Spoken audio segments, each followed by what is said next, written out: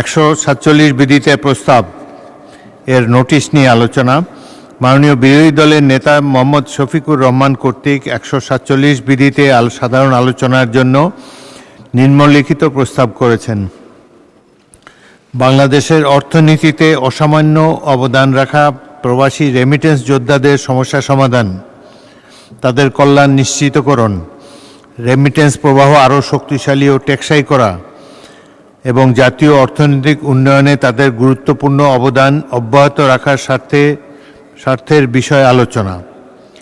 মাননীয় সদস্যবৃন্দ, উক্ত প্রস্তাবের উপর এখন আলোচনা অনুষ্ঠিত হবে। মাননীয় সদস্যবৃন্দ, 147 বিধির অধীন আনীত প্রস্তাব সাধারণ প্রস্তাবের উপর আলোচনার জন্য কোনো সময়সীমা নির্ধারিত কার্যপ্রণালী বিধিতে নির্দিষ্ট করা হয়নি। তবে 158 বিধিতে উল্লেখ রয়েছে, স্পিকার সমচয়ন মনে করলে বক্তৃতার জন্য একটি সময়সীমা নির্ধারণ করতে পারবেন। এই পরিপ্রেক্ষিতে আমি আজকের প্রস্তাবিত বিষয়টি আলোচনার জন্য 1 ঘন্টা 30 মিনিট সময় নির্ধারণ করলাম। আমি এখন মাননীয় বিরোধী দলের নেতা মোহাম্মদ শফিকুর রহমানকে প্রস্তাবটি উত্থাপন করার জন্য আহ্বান জানিয়েছি। আপনি আপনার প্রস্তাবটি এখন পড়বেন, পরে আলোচনা করা যাবে। এখন শুধু প্রস্তাবটি পড়ুন। মাননীয় স্পিকার, আপনাকে ধন্যবাদ। অলরেডি মূল বিষয়টি আপনি বলেই নিয়েছেন, এই জন্য আমি পুরা প্রস্তাব পড়ে সময় নষ্ট করছি না। আসলে এই প্রস্তাবটি আমাদের প্রবাসী ভাই বোনদের বেশ কিছু কনসার্ন নিয়ে, তো আমার আলোচনার সময় আমি আরও বিস্তারিত বলবো। আপনার মাধ্যমে আমি এইভাবেই প্রস্তাব উপস্থাপন করলাম। এখন আপনি আলোচনার জন্য সুযোগ দিতে পারেন। ধন্যবাদ মাননীয় স্পিকার। ধন্যবাদ মাননীয় বিরোধী দলের নেতা। 147 বিধিতে আলোচনার জন্য আহ্বান জানাচ্ছি আব্দুল হান্নান মাসুদ, মাননীয় সদস্য, নোয়াখালী 6। আপনার সময় 6 মিনিট। ধন্যবাদ মাননীয় স্পিকার। মাননীয় স্পিকার, আমি প্রথমেই শুরু করি। ঢাকা বিশ্ববিদ্যালয়ে যখন প্রথম বর্ষে ভর্তি হই, তখন আমার একজন শিক্ষক ছিলেন। উনি বলেছিলেন, বাংলাদেশের রাষ্ট্র ব্যবস্থা একটি অশ্লীল রাষ্ট্র ব্যবস্থা, যে তার নাগরিকদেরকে ওন করে না এবং তার নাগরিকদের জন্যে কোনো উদ্যোগ গ্রহণ করে না। উদ্যোগ গ্রহণ করার ক্ষেত্রে যারা দেশের অর্থনীতিতে ভূমিকা রাখে, যারা দেশের কল্যাণে ভূমিকা রাখে, যে যত বেশি ভূমিকা রাখে তাকে তত বেশি ডিজোন করে। সেই জায়গা থেকে তার কথার সত্যতা অনুযায়ী এই যে আমাদের মধ্যে বাংলাদেশে প্রবাসীদেরকে সবচাইতে বেশি ডিজোন করা হয়ে থাকে। প্রবাসীদের প্রত্যেকটা পদে পদে যে জটিলতার শিকার হতে হয়, যে দুর্নীতিগ্রস্ত প্রশাসনিক ব্যবস্থার কারণে তাদেরকে যে সকল সমস্যায় পতিত হয়, কিন্তু আমরা বারবার বক্তব্যে বলি, কথাই বলি, এবং নির্বাচন আসলে আমরা যারা রাজনীতিবিদরা আছি তারা মঞ্চে ভাষণ দিয়ে বলি যে প্রবাসীদেরকে প্রাধান্য দেওয়া হবে, তাদের নিরাপত্তা নিশ্চিত করা হবে। কিন্তু যুগের পর যুগ গিয়েছে, দিনের পর দিন গিয়েছে, প্রতিনিয়তই প্রবাসীরা এখনও এয়ারপোর্টে নিগৃহীত হচ্ছে। প্রতিদিনই কোনো না কোনো নিউজ পাওয়া যায় প্রবাসীদের ব্যাগ কেটে সর্বস্ব লুট করা হচ্ছে। আমরা দেখছি যখন তাদেরকে বাংলাদেশে ভিসা জটিলতা বাংলাদেশের সবচাইতে বড় সমস্যা, বিভিন্ন নামে বেনামে রিক্রুটিং এজেন্সি খুলে প্রশাসনের নাকের ডগায় তারা মানুষকে নিঃস্ব করে দিচ্ছে বিদেশে নেওয়ার নাম করে। কিন্তু কতজনের বিরুদ্ধে ব্যবস্থা নেওয়া হচ্ছে এই ধরনের কোনো স্ট্যাটিস্টিক্স সরকারের কাছে আছে কিনা মাননীয় স্পিকার আমার ধারণাই নেই। মাননীয় স্পিকার, আমরা পল্টন, মতিঝিল কিংবা প্রক্রিয়াপুলে দাঁড়ালেই দেখি প্রত্যেকটা বিল্ডিংয়ে মনে হয় 3-4টা করে রিক্রুটিং এজেন্সি, এবং সেই রিক্রুটিং এজেন্সির নিচে আমরা প্রায়শই মানুষের চোখের কান্না দেখতে পাই।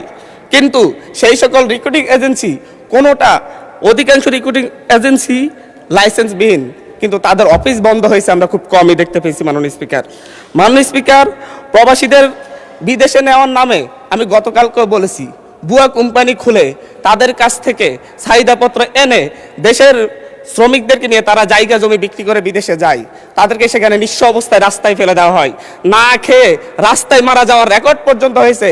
কিন্তু বাংলাদেশের দূতাবাস কিংবা বাংলাদেশের মন্ত্রণালয় এই ব্যাপারে আনুষ্ঠানিকভাবে কোনো দুঃখ প্রকাশের বিবৃতি পর্যন্ত আমাদের চোখে পড়েনি। মাননীয় স্পিকার, আমাদের এই বাংলাদেশের এই যে ভুয়া কোম্পানি তৈরি করা এবং ভুয়া এজেন্সির নাম করে ভুয়া কোম্পানির নাম করে শ্রমিকদেরকে, বাংলাদেশের সাধারণ মানুষকে প্রতারণার শিকার হয়ে নিঃস্ব করা হয়। এটার সাথে বাংলাদেশের দূতাবাস, বাংলাদেশের মন্ত্রণালয় সহ প্রত্যেকটা গ্রুপই জড়িত, এবং সবচাইতে বেশি জড়িত বাইরের সিন্ডিকেট। 4-5 জনের সিন্ডিকেট পুরো প্রবাসীদের এই এজেন্সিগুলোকে নিয়ন্ত্রণ করে। দেশে বিদেশে, দেশের বাইরে শ্রমিক পাঠানোর ক্ষেত্রে তারা ভূমিকা রাখে। মাননীয় স্পিকার, আমাদের বাংলাদেশে অদক্ষ জনশক্তি রপ্তানি করা হয়। বাংলাদেশে আমরা স্ট্যাটিস্টিক্স অনুযায়ী দেখলে ভারত যেখানে 70% দক্ষ জনশক্তি রপ্তানি করে, যেখানে পাকিস্তান 50% দক্ষ জনশক্তি রপ্তানি করে, যেখানে শ্রীলঙ্কা 60% দক্ষ জনশক্তি রপ্তানি করে, বাংলাদেশ সেই ক্ষেত্রে 20% দক্ষ জনশক্তি রপ্তানি করে। তারাও আইটি খাতে সেটা 1%-এর কম, স্বাস্থ্য খাতেও 1%-এর কম, এবং প্রকৌশল খাতেও 1%-এর কম। মাননীয় স্পিকার, আমরা প্রতি বছরই দেখি, বিভিন্ন স্ট্যাটিস্টিক্সে দেখতে পাই, জরিপে দেখতে পাই, প্রতি বছর 1,20,000 থেকে 2,50,000-এর মতো মানুষ প্রত্যক্ষ বা পরোক্ষভাবে ভিসা জালিয়াতির শিকার হন। কিন্তু কতগুলো ভিসা জালিয়াতির ঘটনায় বিচার হয়, এই ক্ষেত্রে বাংলাদেশ অনেক পিছিয়ে রয়েছে। মাননীয় স্পিকার, 2019 থেকে 2023 সাল মাত্র 4 বছরে প্রায় 20,000 প্রবাসী টিকিট জালিয়াতির মুখে পড়ে। টিকিটের মূল্যের ক্ষেত্রে আরও এক ভয়ঙ্কর সিন্ডিকেটের মুখোমুখি হতে হয় তাদেরকে। যদি সৌদি আরব থেকে আসার জন্য বাংলাদেশের টিকিট কাটলে সেটা 30-35,000 টাকায় কিনা যায়, কিন্তু বাংলাদেশ থেকে সৌদিতে যাওয়ার জন্য যদি টিকিট কাটতে হয় বাংলাদেশের সিন্ডিকেটের কারণে এই টিকিটের দাম 1 লক্ষ থেকে 1,20,000 টাকা পর্যন্ত হয়ে যায়। মাননীয় স্পিকার, প্রবাসীদেরকে নিঃস্ব করে আমরা বাংলাদেশের অর্থনীতিকে দাঁড় করাতে চাই, কিন্তু প্রবাসীরা প্রতি বছর প্রতি 100 জনে 5 থেকে 7 জন প্রবাসী ফেরত আসে আহত অবস্থায়, এবং তাদের চিকিৎসা পর্যন্ত ঠিকমতো করা হয় না, এবং তারা সারা জীবনের জন্য পঙ্গু হয়ে ঘরে বসে থাকে। মাননীয় স্পিকার, বাংলাদেশে প্রতি বছর প্রায় 1,500 থেকে 2,000 প্রবাসীর লাশ বাংলাদেশে আসে, এবং 1,500 থেকে 2,000 প্রবাসী মৃত্যুবরণ করে, নিহত হয় বিভিন্ন দুর্ঘটনার কারণে, কিন্তু তাদের পরিবারের খোঁজার কেউ রাখে না। আমরা নিঃস্ব হওয়ার যেই অবস্থা দেখি, আমরা এই ক্ষেত্রে দেখি সরকারের উদাসীনতা। সেটা যেই সরকারই হোক, নতুন সরকার এসেছে 3 মাস হয়েছে, আমরা এখানে আলোচনা করতেছি সরকার যেন নতুন করে উদ্যোগ নেই। আমরা পূর্ণ অতীতের মতো পিছনে ফিরে যেতে চাচ্ছি না। মাননীয় স্পিকার, পাসপোর্ট রিনিউ এবং বিপদগ্রস্ত লেবারদের পাশে বাংলাদেশের দূতাবাসগুলো দাঁড়ায় না। বিভিন্ন ক্ষেত্রে পাসপোর্ট রিনিউ করার জন্য বিভিন্ন রাজনৈতিক ব্যক্তিদের কাছে পাসপোর্ট রিনিউ করার জন্য ইজারা দেওয়া হয়, লাইসেন্স দেওয়া হয় তাদেরকে, এবং তারা বাইরে একটা অফিস নিয়ে তাদের মন মতো মানুষের কাছ থেকে, বিভিন্ন প্রবাসীদের কাছ থেকে অতিরিক্ত টাকা নিয়ে দীর্ঘ সময় লাগিয়ে লাইসেন্স রিনিউ করতে হয়। মাননীয় স্পিকার, আমরা যদি বাংলাদেশের অর্থনীতিকে দাঁড় করাতে চাই, মাননীয় স্পিকার, আমরা যদি বাংলাদেশের প্রবাসীদেরকে প্রকৃত। ধন্যবাদ মাননীয় সদস্য, ধন্যবাদ। আচ্ছা, 1 মিনিট বলেন। আমাদের বাংলাদেশের অর্থনীতিতে 5 থেকে 10% মোট জিডিপি, 5 থেকে 7% মোট জিডিপি প্রবাসী আয়ে আসে।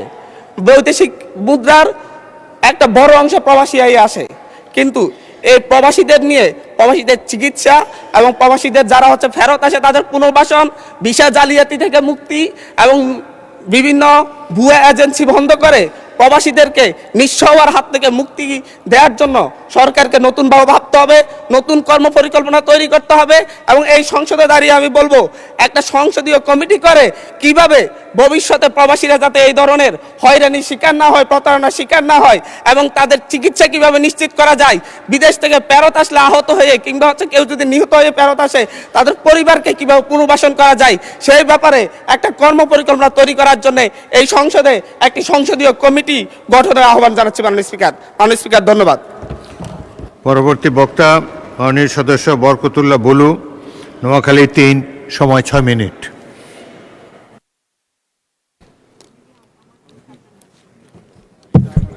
বিসমিল্লাহির রহমানির রহিম। মাননীয় স্পিকার, আপনাকে ধন্যবাদ। আজকে আমরা এমন একটি বিষয় নিয়ে এই সংসদে আলোচনার জন্য দাঁড়িয়েছি, আপনার অনুমতি নিয়ে। আপনি আমাকে সময় দেওয়ার জন্য অত্যন্ত ধন্যবাদ। আমি জানতাম না আপনি আমাকে সময় দেবেন। মাননীয় বিরোধী দলের নেতাকে আমি ধন্যবাদ দিচ্ছি।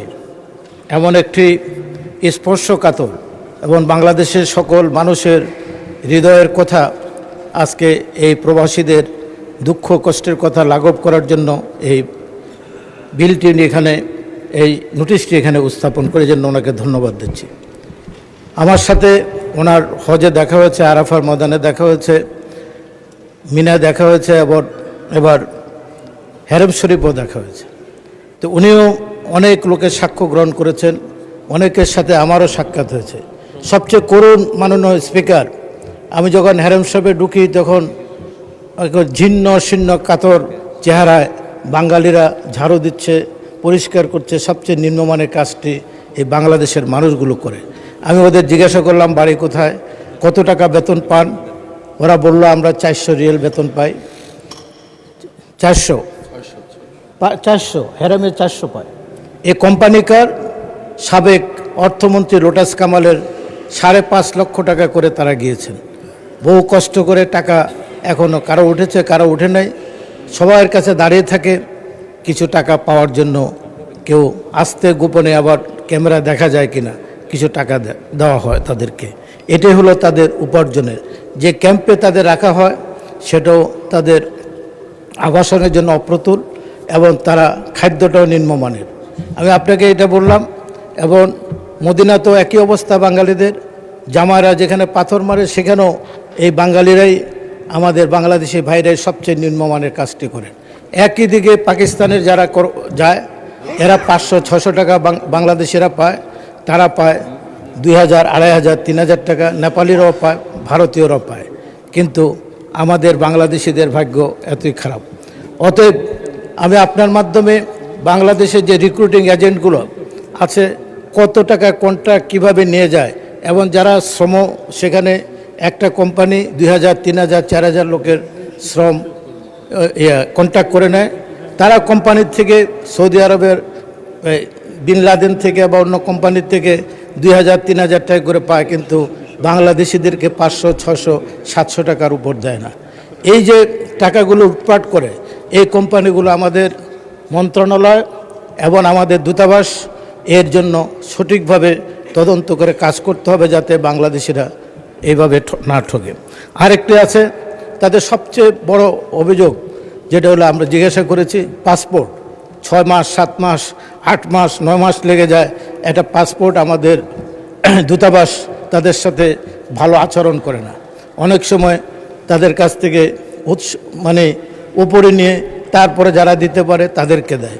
এই বিষয়গুলো দূতাবাসে তারা একবারে অবাঞ্ছিত ব্যক্তিদের মতো তাদের সাথে আচরণ করা হয়। আরেকটি বিষয় আছে, বাংলাদেশিদের সবচেয়ে বড় দাবি, এখানে মাননীয় প্রধানমন্ত্রী থাকলে ভালো হতেন, সেটা হলো তারা যেমনিভাবে ফ্যামিলি কার্ড, কৃষি কার্ড, বিভিন্ন কার্ড চাচ্ছে, তারাও প্রবাসী কার্ড চাচ্ছেন। এই প্রবাসী কার্ড যদি তারা পায় তাহলে তারা রেমিটেন্সটা পাঠাতে পারবেন, তারাও একটা স্বস্তির নিঃশ্বাস ফেলতে পারবেন। আর একটা হলো প্রবাসে দূতাবাসের সেবা দুর্নীতির অভিযোগ। সবচেয়ে বেশি হলো বাংলাদেশের এই রিক্রুটিং এজেন্সিগুলো। একটা এজেন্সি আছে, তার সাব এজেন্ট আছে প্রায় 50টা 60টা। এভাবে মানুষদের প্রতারিত করা হয়। আমি এই প্রবাসীদের নিয়ে কথা বলতে প্রথমে আপনার সর্বপ্রথম যার নামটি আসবে বাংলাদেশে, সেটা হলো মহান স্বাধীনতার ঘোষক শহীদ প্রেসিডেন্ট জিয়া রহমান। উনি সৌদি আরব সহ মধ্যপ্রাচ্যে এই প্রবাসীদের যাওয়ার ব্যবস্থা করেছেন। সেই কারণে আজকে 1.5 কোটির মতো অধিক মানুষ বিদেশে চাকরি করেন, ব্যবসা বাণিজ্য করেন। আরেকটি বিষয় মাননীয় স্পিকার, বাংলাদেশের অনেক ভাইরা এখন সেখানে ইনভেস্টর হয়েছেন। তাদেরকেও যেন সঠিকভাবে আমাদের অর্থ মন্ত্রণালয় থেকে শুরু করে এবং প্রবাসী মন্ত্রণালয় এবং আমাদের পররাষ্ট্র মন্ত্রণালয়, তাদের ব্যাপারেও দেখভাল করতে হবে। তারা যেন আরও সঠিকভাবে তাদের ব্যবসা বাণিজ্য করে বাংলাদেশে রেমিটেন্স পাঠাতে। অনেক বাঙালি, শত শত বাঙালি আজকে সৌদি আরবে, বিভিন্ন দেশে, দুবাই, আরও তারা ইনভেস্টর হয়েছেন। 20 কোটি, 30 কোটি, 50 কোটি, কেউ 100 কোটি টাকাও বিনিয়োগ করে সেখানে ইনভেস্টর হয়েছেন। তো অতএব এদের ব্যাপারেও আমাদের সাহায্য সহযোগিতা করতে হবে। আর সবচেয়ে বেশি হলো, তারা বাংলাদেশের এয়ারপোর্টে আসলে এখন একটু সুযোগ সুবিধা বেড়েছে, কিন্তু এটাকে আরও উন্নত করতে হবে। তারা যেন এই দেশের নাগরিক, তারা যেন সুন্দরভাবে এই দেশে আসতে পারে। তাদের অত কষ্টার্জিত অর্থের টাকা। আমি আপনাকে আবারও অনুরোধ করব, মাননীয় স্পিকার বেগম খালেদা জিয়া এই মালয়েশিয়ার বাজারটি, শ্রম বাজারটি উনি খুলে দিয়েছে, ওনার রিকোয়েস্টে মাহাথির মোহাম্মদ সেদিন এটা খুলেছিলেন। তা আজকে মালয়েশিয়া গত সরকারের আমলে মাত্র 15টি না 20টি রিক্রুটিং এজেন্ট এই মানুষদের থেকে প্রায় 25,000 কোটি টাকা লুণ্ঠন করেছেন। তা অতএব এবারও এখানে মাননীয় প্রবাসী মন্ত্রী আছেন, এখন মাননীয় প্রধানমন্ত্রী আপনার মাননীয় সদস্য, ধন্যবাদ। আচ্ছা, 1 মিনিটে সাম আপ করেন। মাননীয় প্রধানমন্ত্রী যাচ্ছেন এবং আমার আশা করি মালয়েশিয়ার শ্রম বাজার খুলবে। এই মালয়েশিয়া যেন আমাদের আমলে, আমাদের সরকারের আমলে, ফ্যাসিস্ট আমলের মতো যেন কোনো সিন্ডিকেট সৃষ্টি না হয়, কোনো মানুষ যেন এই দেশের মানুষদের, গরিব মানুষদের ঠগে হাজার হাজার কোটি টাকা লুণ্ঠন না করতে পারে, এটা এই দাবি রেখে আপনাকে ধন্যবাদ। আমার বক্তব্য আমি এখানে শেষ করছি। আসসালামু আলাইকুম। মোহাম্মদ মাহবুবুল আলম, কুড়িগ্রাম 3, আপনার সময় 6 মিনিট। মাননীয় স্পিকার, আপনাকে ধন্যবাদ। ধন্যবাদ মাননীয় বিরোধী দলীয় নেতাকে এই ধরনের একটি গুরুত্বপূর্ণ বিষয়কে নোটিশ আকারে এই মহান সংসদে নিয়ে আসবার জন্য। মাননীয় স্পিকার, আজকের এই আলোচনার বিষয়টা আলোচনা করতে হলে এই রাষ্ট্র গঠনের জন্য, রাষ্ট্র পুনর্গঠনের জন্য এবং রাষ্ট্র পরিচালনার জন্য প্রবাসীদের যে কী ভূমিকা আছে, এই ভূমিকাটা আলোকপাত করা দরকার। মাননীয় স্পিকার, 1971 সালের 26শে মার্চ মহান মুক্তিযুদ্ধ যখন শুরু হয়েছে, আপনার মতো অসংখ্য মুক্তিযোদ্ধা যখন বাংলাদেশকে স্বাধীন করার জন্য যুদ্ধরত, তার মাত্র 2 সপ্তাহ পরে এই বাংলাদেশে একটি সরকার গঠিত হয়েছিল। মাননীয় স্পিকার, সেই সরকারটির নাম ছিল প্রবাসী সরকার। এবং এই সরকারটি মাননীয় স্পিকার ইন্ডিয়ার শেক্সপিয়ার রোড থেকে পরিচালিত হয়েছে। এই সরকারের সাথে সমন্বয় করে সেই সময় প্রবাসী ডায়াসপোরার যারা লন্ডনে ছিল, তারা 10 ডাউনিং স্ট্রিটে, ওয়েস্টমিনিস্টারে, আলতাফ আলী পার্কে, যারা ইউএসএতে ছিল ইউএসএর বিভিন্ন জায়গায়, যারা অস্ট্রেলিয়াতে ছিল অস্ট্রেলিয়ার বিভিন্ন জায়গায় প্রোটেস্ট করেছে, গণসংযোগ করেছে, জনসমর্থন নিয়েছে, ইন্টারন্যাশনাল মিডিয়ার সাথে কথা বলেছে, ফান্ড কালেকশন করেছে এবং এই দেশটাকে স্বাধীন করেছে। মাননীয় স্পিকার, 2024 সালে যখন রাষ্ট্রকে আবার পুনর্গঠন করার সময় এসছে, এদেশে যখন ইন্টারনেট এমনি বন্ধ হয়ে গেছে, মাননীয় স্পিকার, তখনও এই প্রবাসীরা এই বাংলাদেশের এই আন্দোলনটাকে 24/7 সারা পৃথিবীর মধ্যে চালিয়ে নিয়েছে। রেমিটেন্স বয়কটের ডাক দিয়েছে, পৃথিবীর বিভিন্ন এজেন্সির সাথে, ডেভেলপমেন্ট পার্টনারের সাথে, বিভিন্ন পার্লামেন্টের সাথে সমন্বয় করে এই বিপ্লবটা সাধন করার জন্য ভূমিকা রেখেছে। মাননীয় স্পিকার, এই বাংলাদেশ রানিংয়ের ক্ষেত্রে যে 3টি মূল আয়ের উৎস, যে 3টি আয় থেকে এই বাংলাদেশের ব্যাংকে ডিপোজিট হয়, একটি হল মাননীয় স্পিকার আরএমজি। 40 বিলিয়ন আরএমজি আমাদের যে এক্সপোর্ট আছে মাননীয় স্পিকার, এর মধ্যে যদি আমাদের ইম্পোর্ট কস্টকে বাদ দেই আমরা, তাহলে আমাদের থাকে অ্যারাউন্ড 22 বিলিয়ন মাননীয় স্পিকার। মাননীয় স্পিকার, ফরেন এইড যে আরেকটা আমাদের উপাদান আছে, এই ফরেন এইড উপাদান যদি আমরা 6.5 অ্যারাউন্ড ধরে নিই মাননীয় স্পিকার, এটাকে নিয়ে আসতে হলেও অনেক ইনভেস্ট, অনেক কষ্ট করতে হয়। যেমন মাননীয় অর্থমন্ত্রী এখন আইএমএফের যে লোন আসার কথা 1.3, বাংলাদেশ সরকারের অনেক পলিসির কারণে সেটাকে স্থগিত করেছে। ওয়ার্ল্ড ব্যাংক 1.7, তারা ব্যাংক রেজুলেশন অ্যাক্টের 18 কয়ের মধ্যে যেহেতু ব্যাংক যারা লুট করেছে তাদেরকে ফেরত নিয়ে আসার ক্লোজ আছে, এই কারণে স্টপ করেছে। কিন্তু মাননীয় স্পিকার, যারা প্রবাসী আছে তারা প্রায় 32 বিলিয়ন মার্কিন ডলার প্রত্যেক বছর নিয়ে আসে।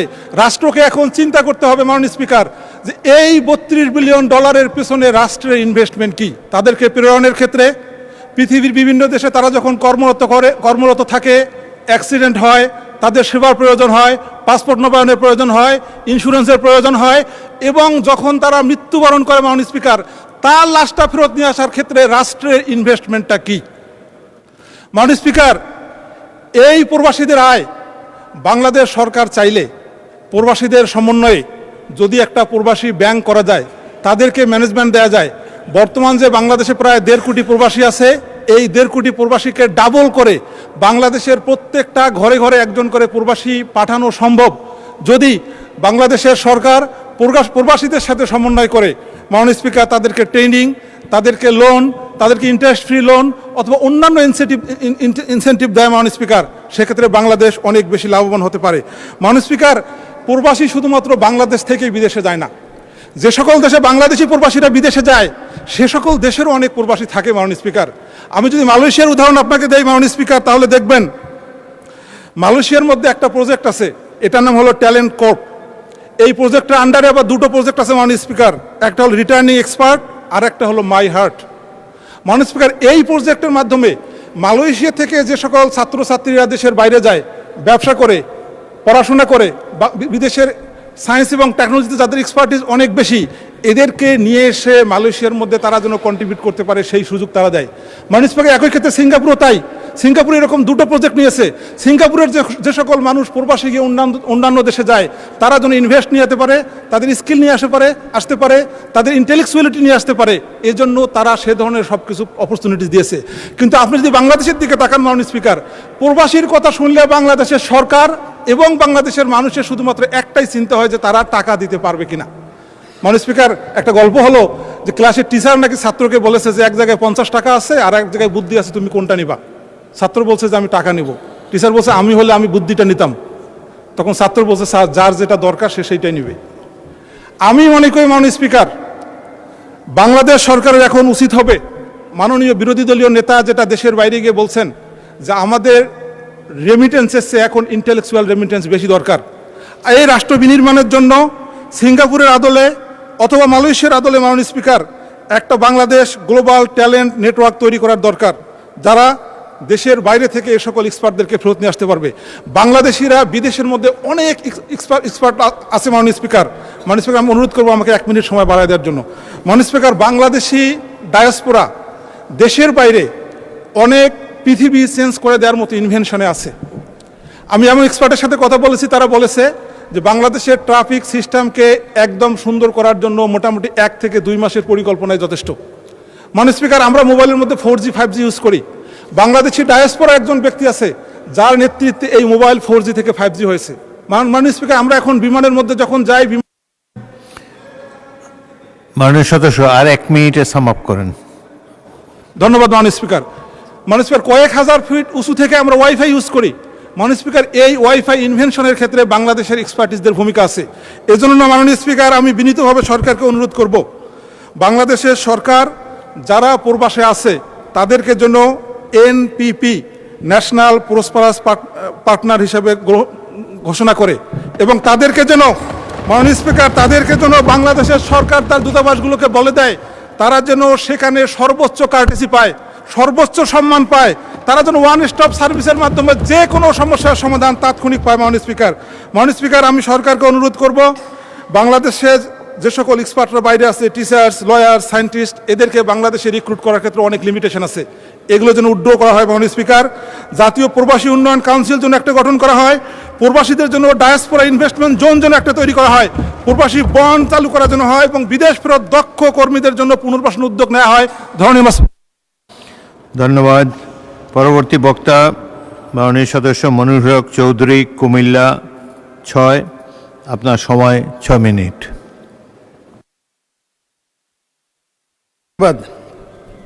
বিসমিল্লাহির রহমানির রহিম। আমি বিরোধী দলের নেতাকে কৃতজ্ঞতা ধন্যবাদ জানাই, এমন একটি সুন্দর, অতি প্রয়োজনীয়, রাজনীতি বিবর্জিত, জনগণের স্বার্থে, অর্থনীতির স্বার্থে, দেশের স্বার্থে একটি আলোচ্যসূচি সংসদে এনেছেন। মাননীয় স্পিকার, আমি বহুদিন যাবৎ সংসদ সদস্য। সংসদ এখন এই দেশের মানুষের প্রাণকেন্দ্র। এই একটি কারণেই সংসদ চলাকালীন গ্রামের মানুষ পর্যন্ত টেলিভিশনের দিকে তাকিয়ে থাকে। প্রসঙ্গটি অত্যাধিক গুরুত্বপূর্ণ, এর একটি ইতিহাস আছে।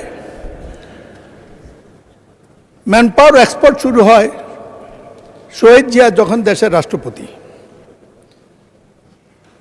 ইরাক কুয়েত যুদ্ধের সময় আল-কুদসের সদস্য হিসেবে শহীদ জিয়া যখন মধ্যপ্রাচ্যের মধ্যস্থতা নিয়োজিত, সৌদি আরব, মিশর, তার চেয়ে যখন শহীদ জিয়া জনপ্রিয়, সেই যুগে শহীদ জিয়া সৌদি আরব থেকে মধ্যপ্রাচ্যে এই শ্রমশক্তি রপ্তানির ব্যবস্থা করেন, মন্ত্রণালয় করেন। শ্রম মন্ত্রণালয় ছিল, অ্যাকাউন্টসের অন্য অভিজ্ঞ লোক তার নামে একজন লোক প্রথম মন্ত্রী হয়েছিল।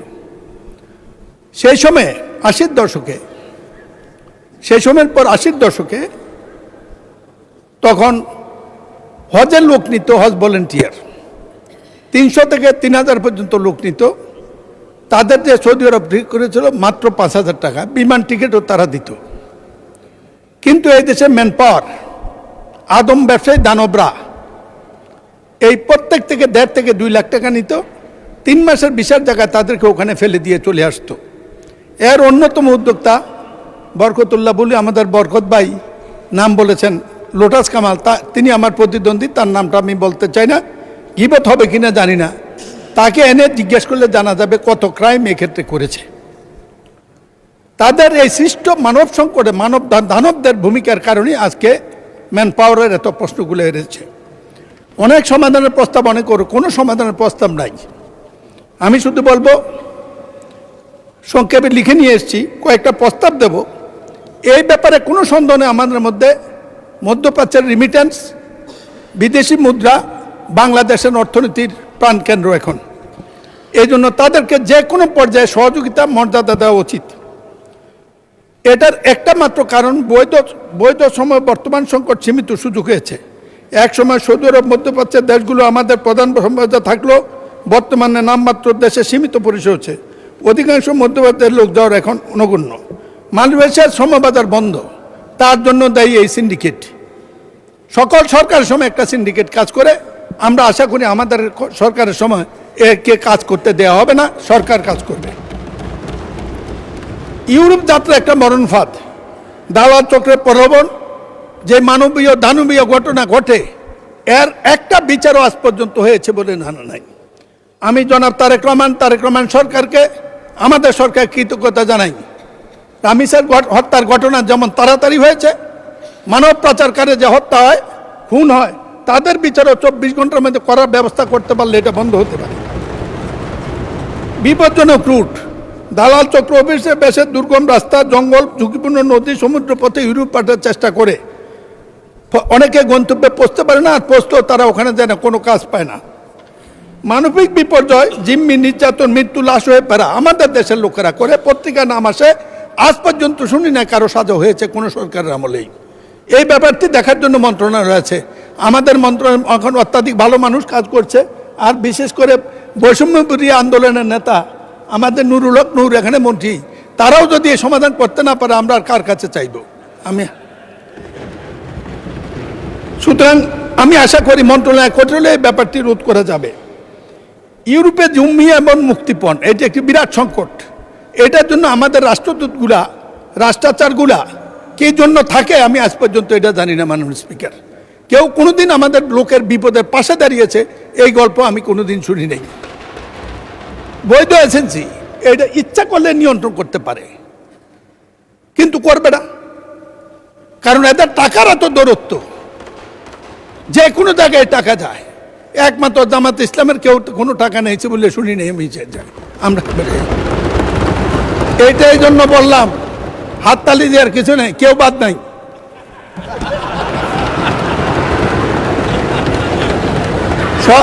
সব দূর সালাউদ্দিন দেবেন।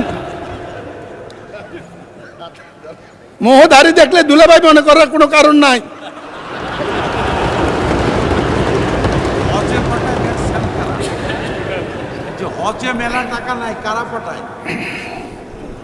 সব পারে, শুধু আমি বিশ্বাস করি স্পিকার, ব্যাপারগুলা সমস্যাগুলো বক্তৃতার কিছু নেই, জানে সবাই। একটা মন্ত্রণালয় করছে, ডিজি অফিস করছে, বিরাট বিরাট বিল্ডিং করেছে, কিন্তু রিমিটেন্স যোদ্ধারা সাহায্য পায় কত পার্সেন্ট, এটা একটু হিসাব হওয়া উচিত। স্বরাষ্ট্রমন্ত্রী আমাদের, আপনি এইটাও তদন্তের আওতায় নিতে পারেন। বাদ তো কিছু দেন নাই, এটা একটু ধরেন।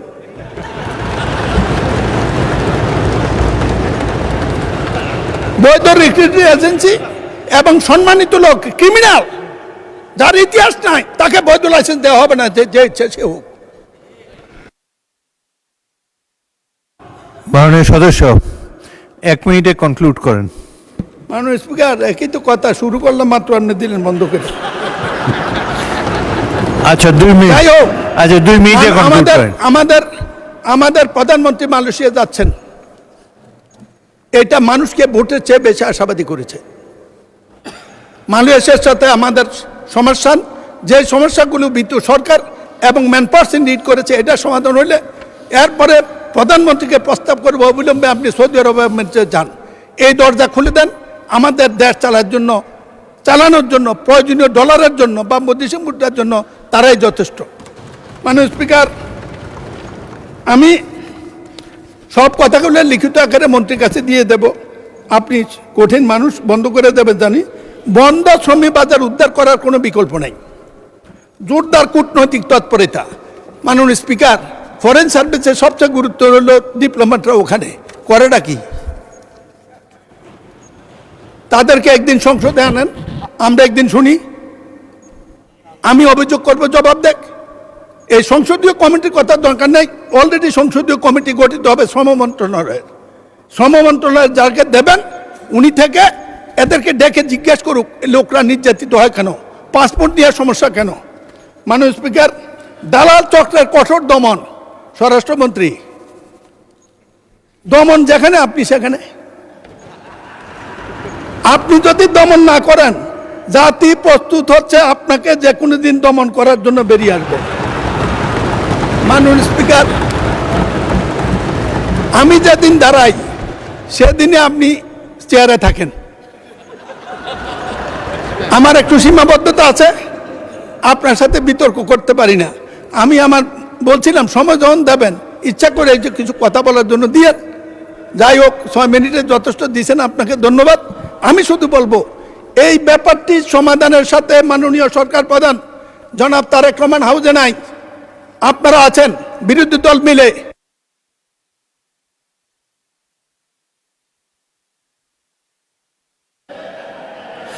আরেক মিনিট। যদি আমাদের ইজ্জত, 24-এর ইজ্জত, মুক্তিযুদ্ধের ইজ্জত, দেশের ইজ্জত, বিদেশি ডলার ইনকামকারীদের ইজ্জত, এই রিমাইন্ডার যোদ্ধাদের ইজ্জত, জাতির ইজ্জত রক্ষা করতে চান, একটি কাজে করেন, যে কোনো কারণে হোক এদের উপর নির্যাতনকারী ম্যানপাওয়ার ব্যবসায়ী এবং বিদেশি দালাল তাদের বিরুদ্ধে কঠোর ব্যবস্থা নেন, তাদের মুক্ত করে দেন। ধন্যবাদ মাননীয় স্পিকার।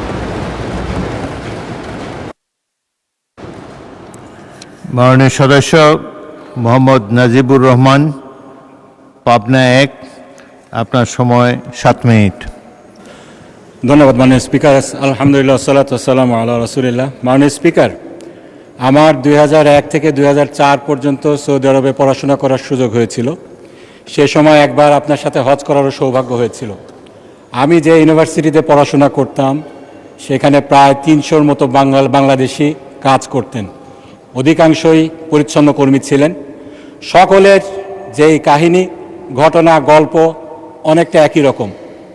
বাবার জমি বিক্রি করে ঋণ নিয়ে 3-4 লাখ টাকা খরচ করে সৌদি আরবে গিয়েছে, বেতন মাত্র 300 থেকে 400 রিয়াল, বাংলাদেশি টাকায় 5,000 থেকে 8,000 টাকা। এর মধ্যে আবার 100 রিয়াল কেটে রাখা হতো একামা রিনিউ করার জন্য।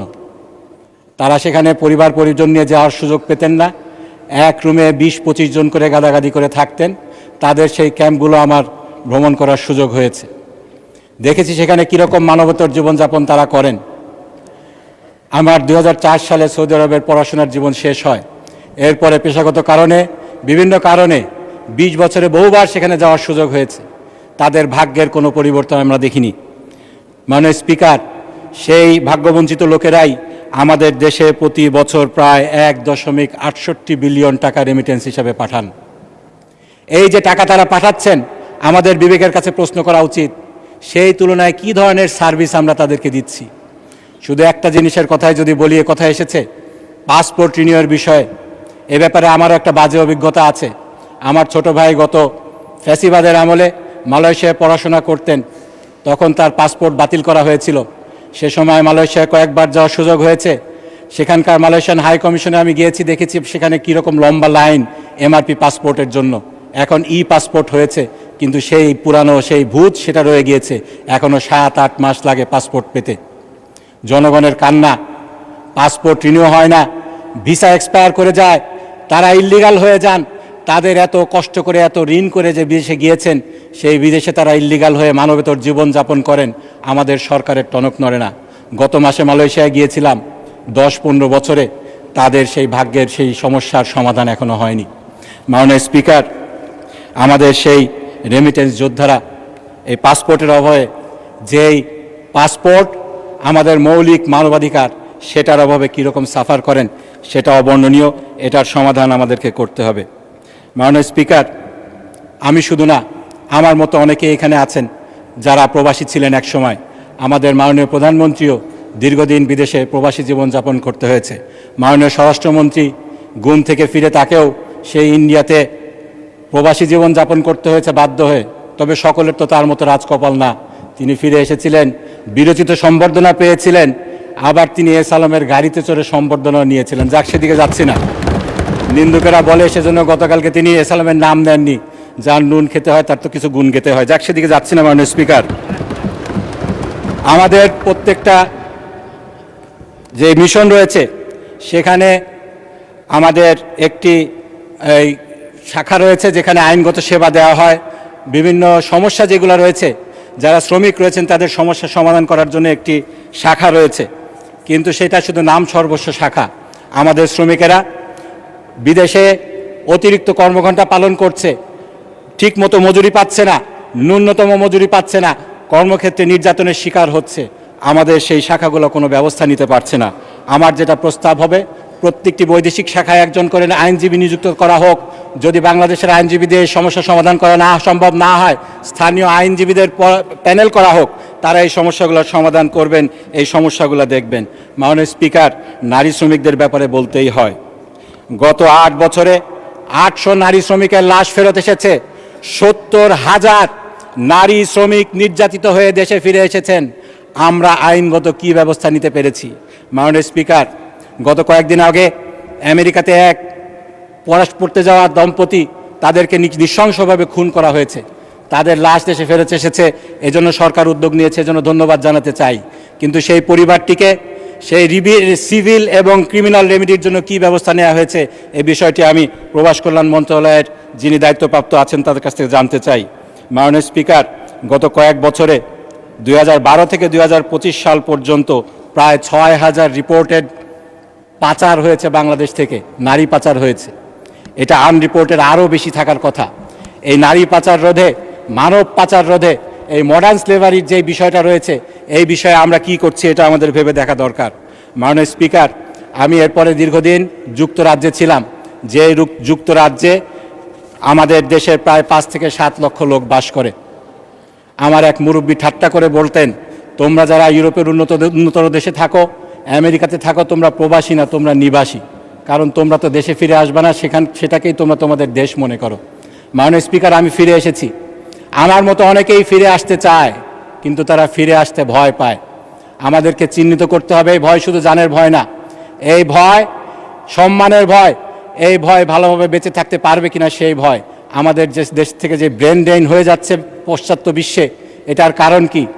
প্রথম জেনারেশন তাদের দেশে ফেরার একটা স্বপ্ন থাকে, দ্বিতীয় জেনারেশন কেন বাংলাদেশকে নিজেদের দেশ বলতে লজ্জা পায়। আমরা দেখেছি, আমি নাম নিতে চাই না, আমাদের একজন দ্বিতীয় জেনারেশনের প্রবাসী কিংবা নিবাসী পার্শ্ববর্তী একটি দেশে বিলিয়ন বিলিয়ন ডলার তিনি ইনভেস্ট করছেন। আমাদের দেশকে কেন বেছে নিচ্ছেন না, সেটা আমাদেরকে ভেবে দেখতে হবে। মাননীয় স্পিকার, সেজন্য আমি যেটা প্রস্তাব করতে চাই, এই বিষয়টাকে টপ প্রায়োরিটি ধরে একটি সংসদীয় টাস্কফোর্স গঠন করা হোক।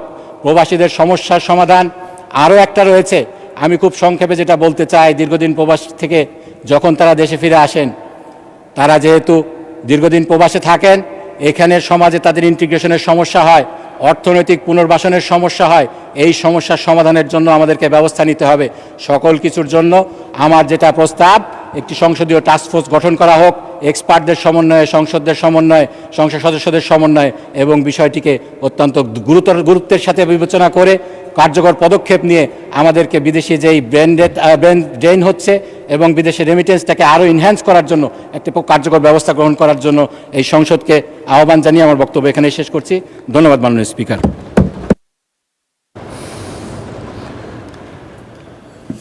মাননীয় প্রতিমন্ত্রী নুরুল হক নূর, আপনার সময় 8 মিনিট।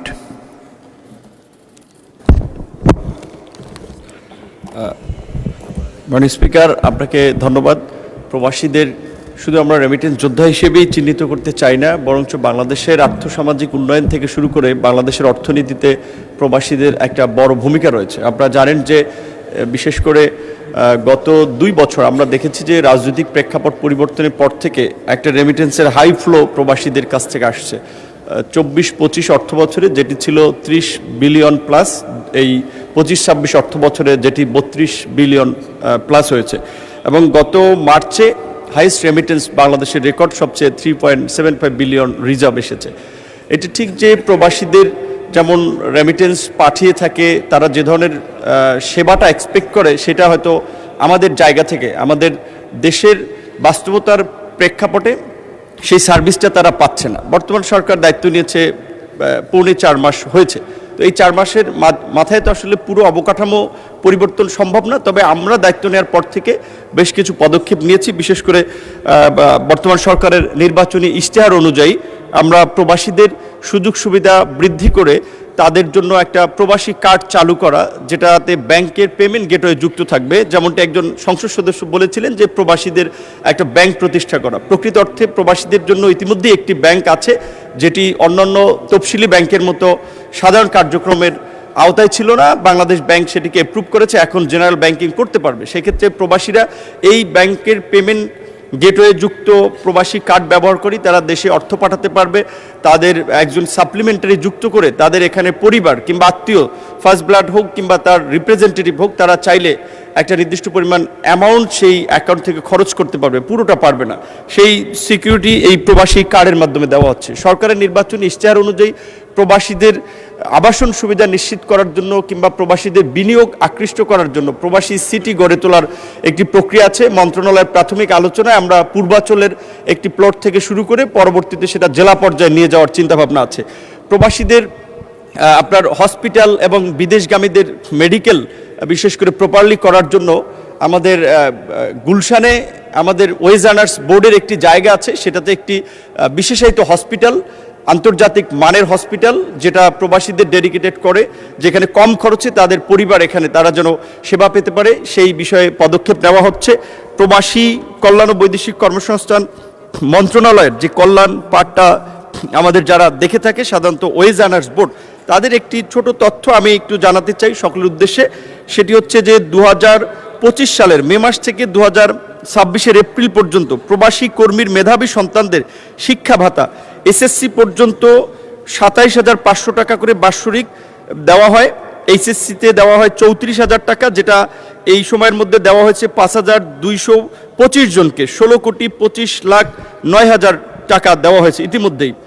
প্রবাসী কর্মীর প্রতিবন্ধী সন্তানদের ভাতা, যেটি বছরে 12,000 টাকা আপনার 5 বছর পর্যন্ত দেওয়া হয়, যেটা দেওয়া হয়েছে 1,487 জনকে, 1,78,40,00,000 টাকা। প্রবাসী পরিবারের অনুকূলে বিমা দাবি 2 লক্ষ টাকা, 4 লক্ষ টাকা, 10 লক্ষ টাকা এবং অঙ্গহানি যেটা ক্ষতিপূরণ দেওয়া হয় সেটি দেওয়া হয়েছে এই সময়ের মধ্যে 1,430 জনকে, যেটি প্রায় 133,99,50,000 টাকা। এবং 6 মাসের মধ্যে যারা ফেরত আসে, অর্থাৎ দেখা যায় অনেক ক্ষেত্রে গিয়েছে বাট যে কোনো পরিস্থিতির কারণে ফিরে আসতে বাধ্য হচ্ছে, তাদেরকে আপনার একটা ক্ষতিপূরণ দেওয়া হয় 50,000 টাকা করে। 2,028 জনকে 10,14,00,000 টাকা ইতিমধ্যে দেওয়া হয়েছে। প্রবাসে মৃত পরিবারের লাশ পরিবহন ও দাফন খরচ বাবদ 35,000 টাকা করে প্রদান করা হয়েছে 5,187 জনকে, যেটি প্রায় যার পরিমাণ 18,15,00,000 টাকা। এইভাবে অনেকগুলো খাতের সেবা দেওয়া হয়েছে। আমি শুধু আর একটা খাত উল্লেখ করে আমি লিখিত এটা আমাদের মাননীয় সংসদ সদস্যদের কাছে পাঠাবো, তারা পেয়ে যাবেন। প্রবাসে মৃত কর্মীর পরিবারকে আর্থিক অনুদান, যেটি 3 লক্ষ টাকা দেওয়া হয়, এবং পরবর্তীতে তারা যদি বিএমইটির ক্লিয়ারেন্স কার্ড নিয়ে যান, একটি বিমা সুবিধা থাকে, আরও 10 লক্ষ টাকা করে দেওয়া হয়। তো এখানে ইতিমধ্যেই 135 কোটি টাকা দেওয়া হয়েছে। অর্থাৎ প্রবাসীদের কল্যাণের জন্য মন্ত্রণালয় থেকে কিন্তু বেশ কিছু প্রকল্প এবং পদক্ষেপ নেওয়া হয়েছে। বিশেষ করে বিদেশ ফেরত কর্মীদের পুনর্বাসনের ক্ষেত্রে ইতিমধ্যে আপনার 2.5 লক্ষ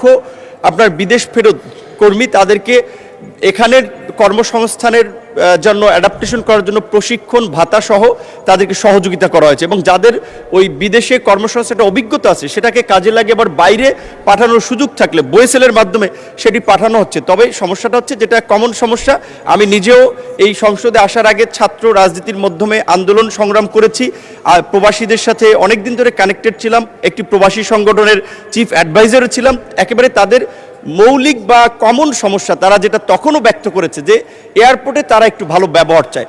আমরা আমাদের সরকার দায়িত্ব নেওয়ার পর আমরা এয়ারপোর্টে ইতিমধ্যে প্রবাসী কল্যাণ সেন্টার আছে, তার কর্মীরা আছে যে প্রবাসীদের সেবা দেওয়ার জন্য ডেডিকেটেড, এবং ঢাকার বাইরে শাহজালাল আন্তর্জাতিক বিমানবন্দরের পাশাপাশি সিলেট এবং চট্টগ্রামেও সেটার এক্সটেনশন করা হয়েছে।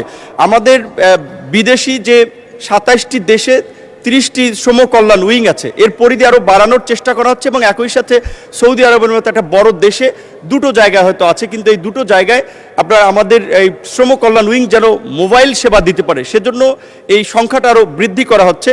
এবং একই সাথে আমাদের এই সমস্ত দেশগুলোতে আগে আমাদের কর্মীরা কোনো একটা নির্যাতনের শিকার হলে কিংবা উইদাউট এনি নোটিস তাদেরকে জবলেস করা হলে তাদের ক্ষতিপূরণ দেওয়ার জায়গা ছিল না। আমরা ইতিমধ্যে 10টি দেশের ল ফার্মের সাথে চুক্তি করেছি, যেটা আমাদের একজন মাননীয় সংসদ সদস্য বলেছিলেন একজন আইনজীবীকে লিগ্যাল অফিসার হিসেবে ওখানে অ্যাপয়েন্টেড করা। তারা সরাসরি কাজ করতে পারবে না, ওই দেশের ল ফার্মকে যুক্ত করে কাজ করতে হবে।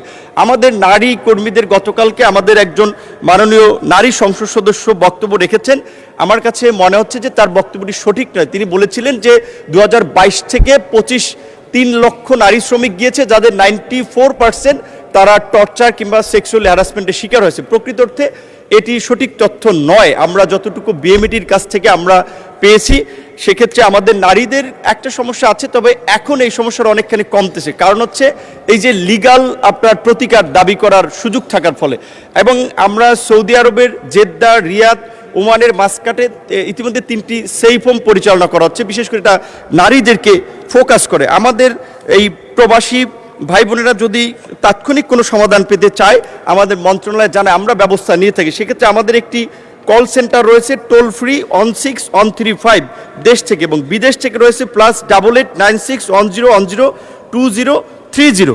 একই সাথে আমাকে যদি বক্তব্য শেষ করার জন্য আগে একটু বাড়িয়ে দেওয়া হয় তাহলে সুবিধা হবে, আমি আগে একটু বলে নিচ্ছি। আমাদের একজন সংসদ সদস্য বলছে ইউএসএতে সাম্প্রতিক 2জন শিক্ষার্থীর মৃত্যুর একটি বিষয়, যেটি আমাদের সকলকেই নাড়া দিয়েছে। 2জন পিএইচডির দাঁড়ি শিক্ষার্থী যারা গিয়েছিলেন উচ্চশিক্ষার জন্য, তারা ওখানে একটি মর্মান্তিক হত্যাকাণ্ডের শিকার হয়েছেন। যদিও ছাত্রদেরকে প্রকৃত অর্থে এই ধরনের ক্ষতিপূরণ দেওয়াটা এই মন্ত্রণালয়ের বিধিতে নাই, তারপর আমরা মানবিক কারণে 2জনের লাশ আনয়নের জন্য দিয়েছি, এবং আমরা যেটা দেখেছি ওখানকার অ্যালামনাই থেকে তাদের পরিবারকেও হেল্প করার জন্য একটা ইনিশিয়েটিভ নিয়েছে। এই ধরনের কেসে পররাষ্ট্র মন্ত্রণালয় আরও কার্যক্রম নিয়ে থাকে, মাননীয় পররাষ্ট্রমন্ত্রী বলবেন।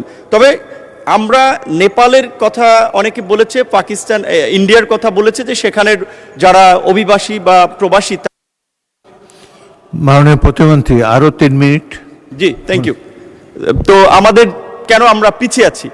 প্রকৃত অর্থে বাংলাদেশ অনেক ক্ষেত্রেই পিছিয়ে আছে, আবার ডে বাই ডে এগিয়ে যাচ্ছে। তো আমরা এখন আগাচ্ছি। ধরেন নেপালের বিশেষ করে আমরা এটা একটা মডেল হিসেবে আমরা তাদের এক্সামিন করছি যে তারা কীভাবে সাকসেস হয়েছে। সেক্ষেত্রে আমরা দেখেছি যে তাদের যে ডায়াসপোরা কমিউনিটির মধ্যে ওই সমস্ত বিদেশের যে দূতাবাসগুলো একটা সম্পৃক্ততা, আমাদের প্রকৃত অর্থে দূতাবাসগুলো রেগুলার ডিপ্লোমেসি বা আমরা যেটা বলবো গতানুগতিক কাজের বাইরের যে আমরা এই মাইগ্রেশন নিয়ে কিংবা আমাদের শ্রমবাজার নিয়ে যেই মাত্রায় কাজ করতে চাই সেটি থেকে এটা ঠিক।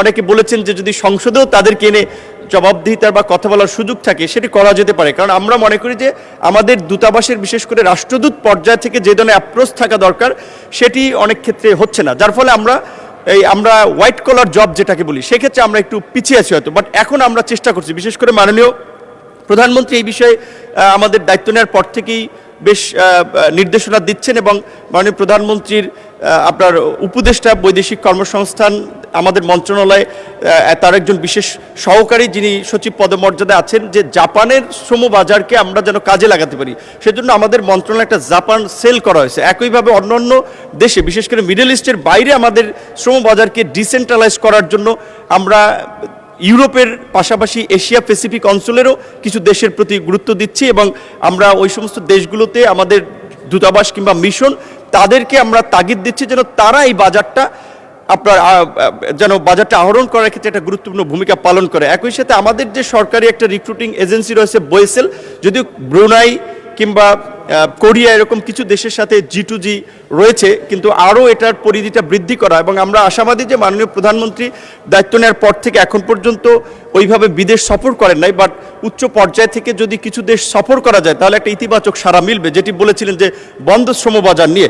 আমাদের প্রবাসীদের দ্বিতীয় গন্তব্যের জায়গা হচ্ছে মালয়েশিয়া। মালয়েশিয়ার শ্রমবাজার 24 সাল থেকে বন্ধ আছে, এবং ইন্টারেস্টিং বিষয় হচ্ছে এটা মাঝে মাঝেই বন্ধ থাকে, মানে বিদ্যুৎ আসা যাওয়ার মতো। 2008 সালে বন্ধ হয়েছিল, 8 বছর পর 16 সালে চালু হয়েছে, আবার 16 সালে চালু হয়ে আবার বন্ধ হয়েছে, সেটি 22 সালে আপনার 18 সালে চালু হয়েছিল, আবার 18 থেকে আবার 22-এ সেটি বন্ধ চালু হয়ে আবার 24-এ বন্ধ হয়ে যায়, আবার এখন পর্যন্ত এটি বন্ধ আছে। এখানে আমাদের একজন সংসদ সদস্য বলেছেন যে মালয়েশিয়ার শ্রমবাজার ওপেনের ক্ষেত্রে যেন কোনো সিন্ডিকেট না হয়।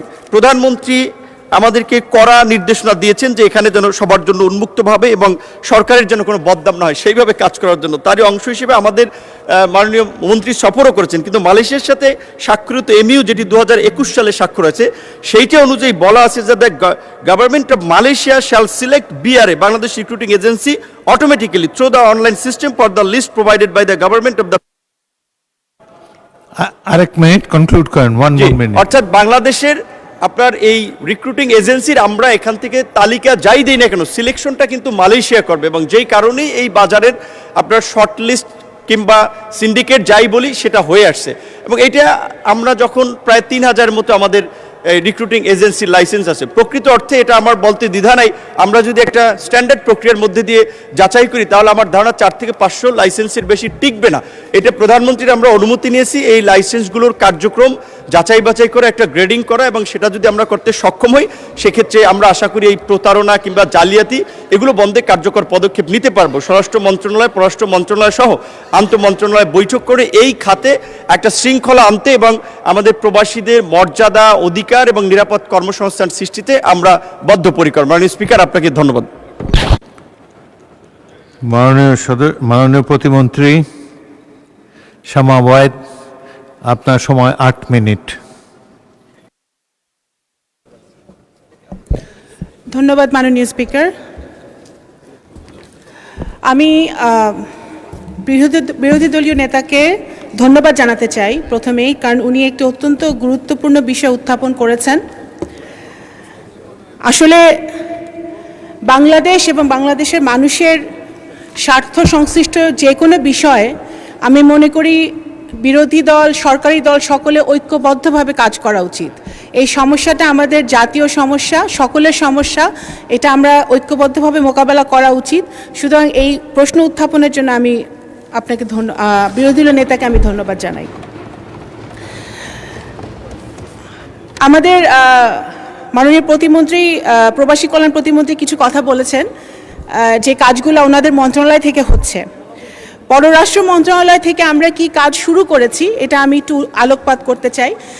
অনেক ভালো আলোচনা হয়েছে, যেই অভিযোগগুলো উঠেছে বা যেই কথাগুলো আমাদের মাননীয় সংসদ সদস্যরা বলেছেন সেটা বাস্তব, সেই জিনিসগুলো ঘটেছে। কারণ গত 17 বছরে বিভিন্ন সময় প্রবাসে যারা থাকে তাদেরকে বিভিন্নভাবে ব্যবহার করা হয়েছে, আমাদের রেমিটেন্স যোদ্ধাদেরকে ব্যবহার করা হয়েছে, তাদের রেমিটেন্স আমরা ব্যবহার করেছি বাংলাদেশে, কিন্তু ওনাদের জন্য আমাদের তৎকালীন সরকার কোনো কিছুই করে নাই। বর্তমানে আমরা দায়িত্ব নেবার পর থেকে এখানে একজন সংসদ সদস্য বলেছেন, হান্নান মাসুদ সাহেব, যে আমরা প্রবাসীদেরকে ওন করি না, এটা আমাদের একটা টেন্ডেন্সি। আমার মনে হয় বাংলাদেশ জাতীয়তাবাদী দলের সরকার স্বভাবগতভাবে, মজ্জাগতভাবেই আমরা এটা করি না, আমরা এটা করতে জানি না। কারণ এখানে সবার আলোচনায় এসছে যে 1978 সালে 2017 জনকে সৌদি আরব পাঠিয়ে শহীদ রাষ্ট্রপতি জিয়া রহমান এই ম্যান পাওয়ারের কাজটা শুরু করেছিলেন, উদ্যোগ নিয়েছিলেন, ইনিশিয়েট করেছিলেন। সুতরাং আমরা প্রত্যেক আমাদের রেমিটেন্স যোদ্ধাকে আমরা মানবিকভাবে দেখার চেষ্টা করি। উদাহরণস্বরূপ আমি বলতে পারি যে আমাদের যেই গালফ কান্ট্রিগুলোতে যে যুদ্ধাবস্থা এখন বিরাজ করছে, আমরা ইতিমধ্যে 12 জন রেমিটেন্স যোদ্ধাকে হারিয়েছি এবং যখনই একটি মৃত্যু হয়েছে মাননীয় প্রধানমন্ত্রী আমাকে ডেকে একটি কথাই বলেছেন যে অবশ্যই যেন এই পরিবারগুলোর সাথে আমরা দেখা করি, তাদের সাথে তাদের খোঁজ খবর নেই এবং আমরা তারা যেন ডেড বডিগুলো এসে মৃতদেহগুলো যেন তাদের পরিবারের কাছে ঠিকমতো হস্তান্তর করা হয়। এবং প্রবাসী কল্যাণ মন্ত্রণালয়ের সাথে এই ব্যাপারে কিন্তু পররাষ্ট্র মন্ত্রণালয় খুব নিবিড়ভাবে কাজ করেছে, এটা প্রধানমন্ত্রীর নির্দেশে এটা হয়েছে। তো সুতরাং আমরা প্রত্যেকটা রেমিটেন্স যোদ্ধার সমস্যা মানবিকভাবে দেখার চেষ্টা করি।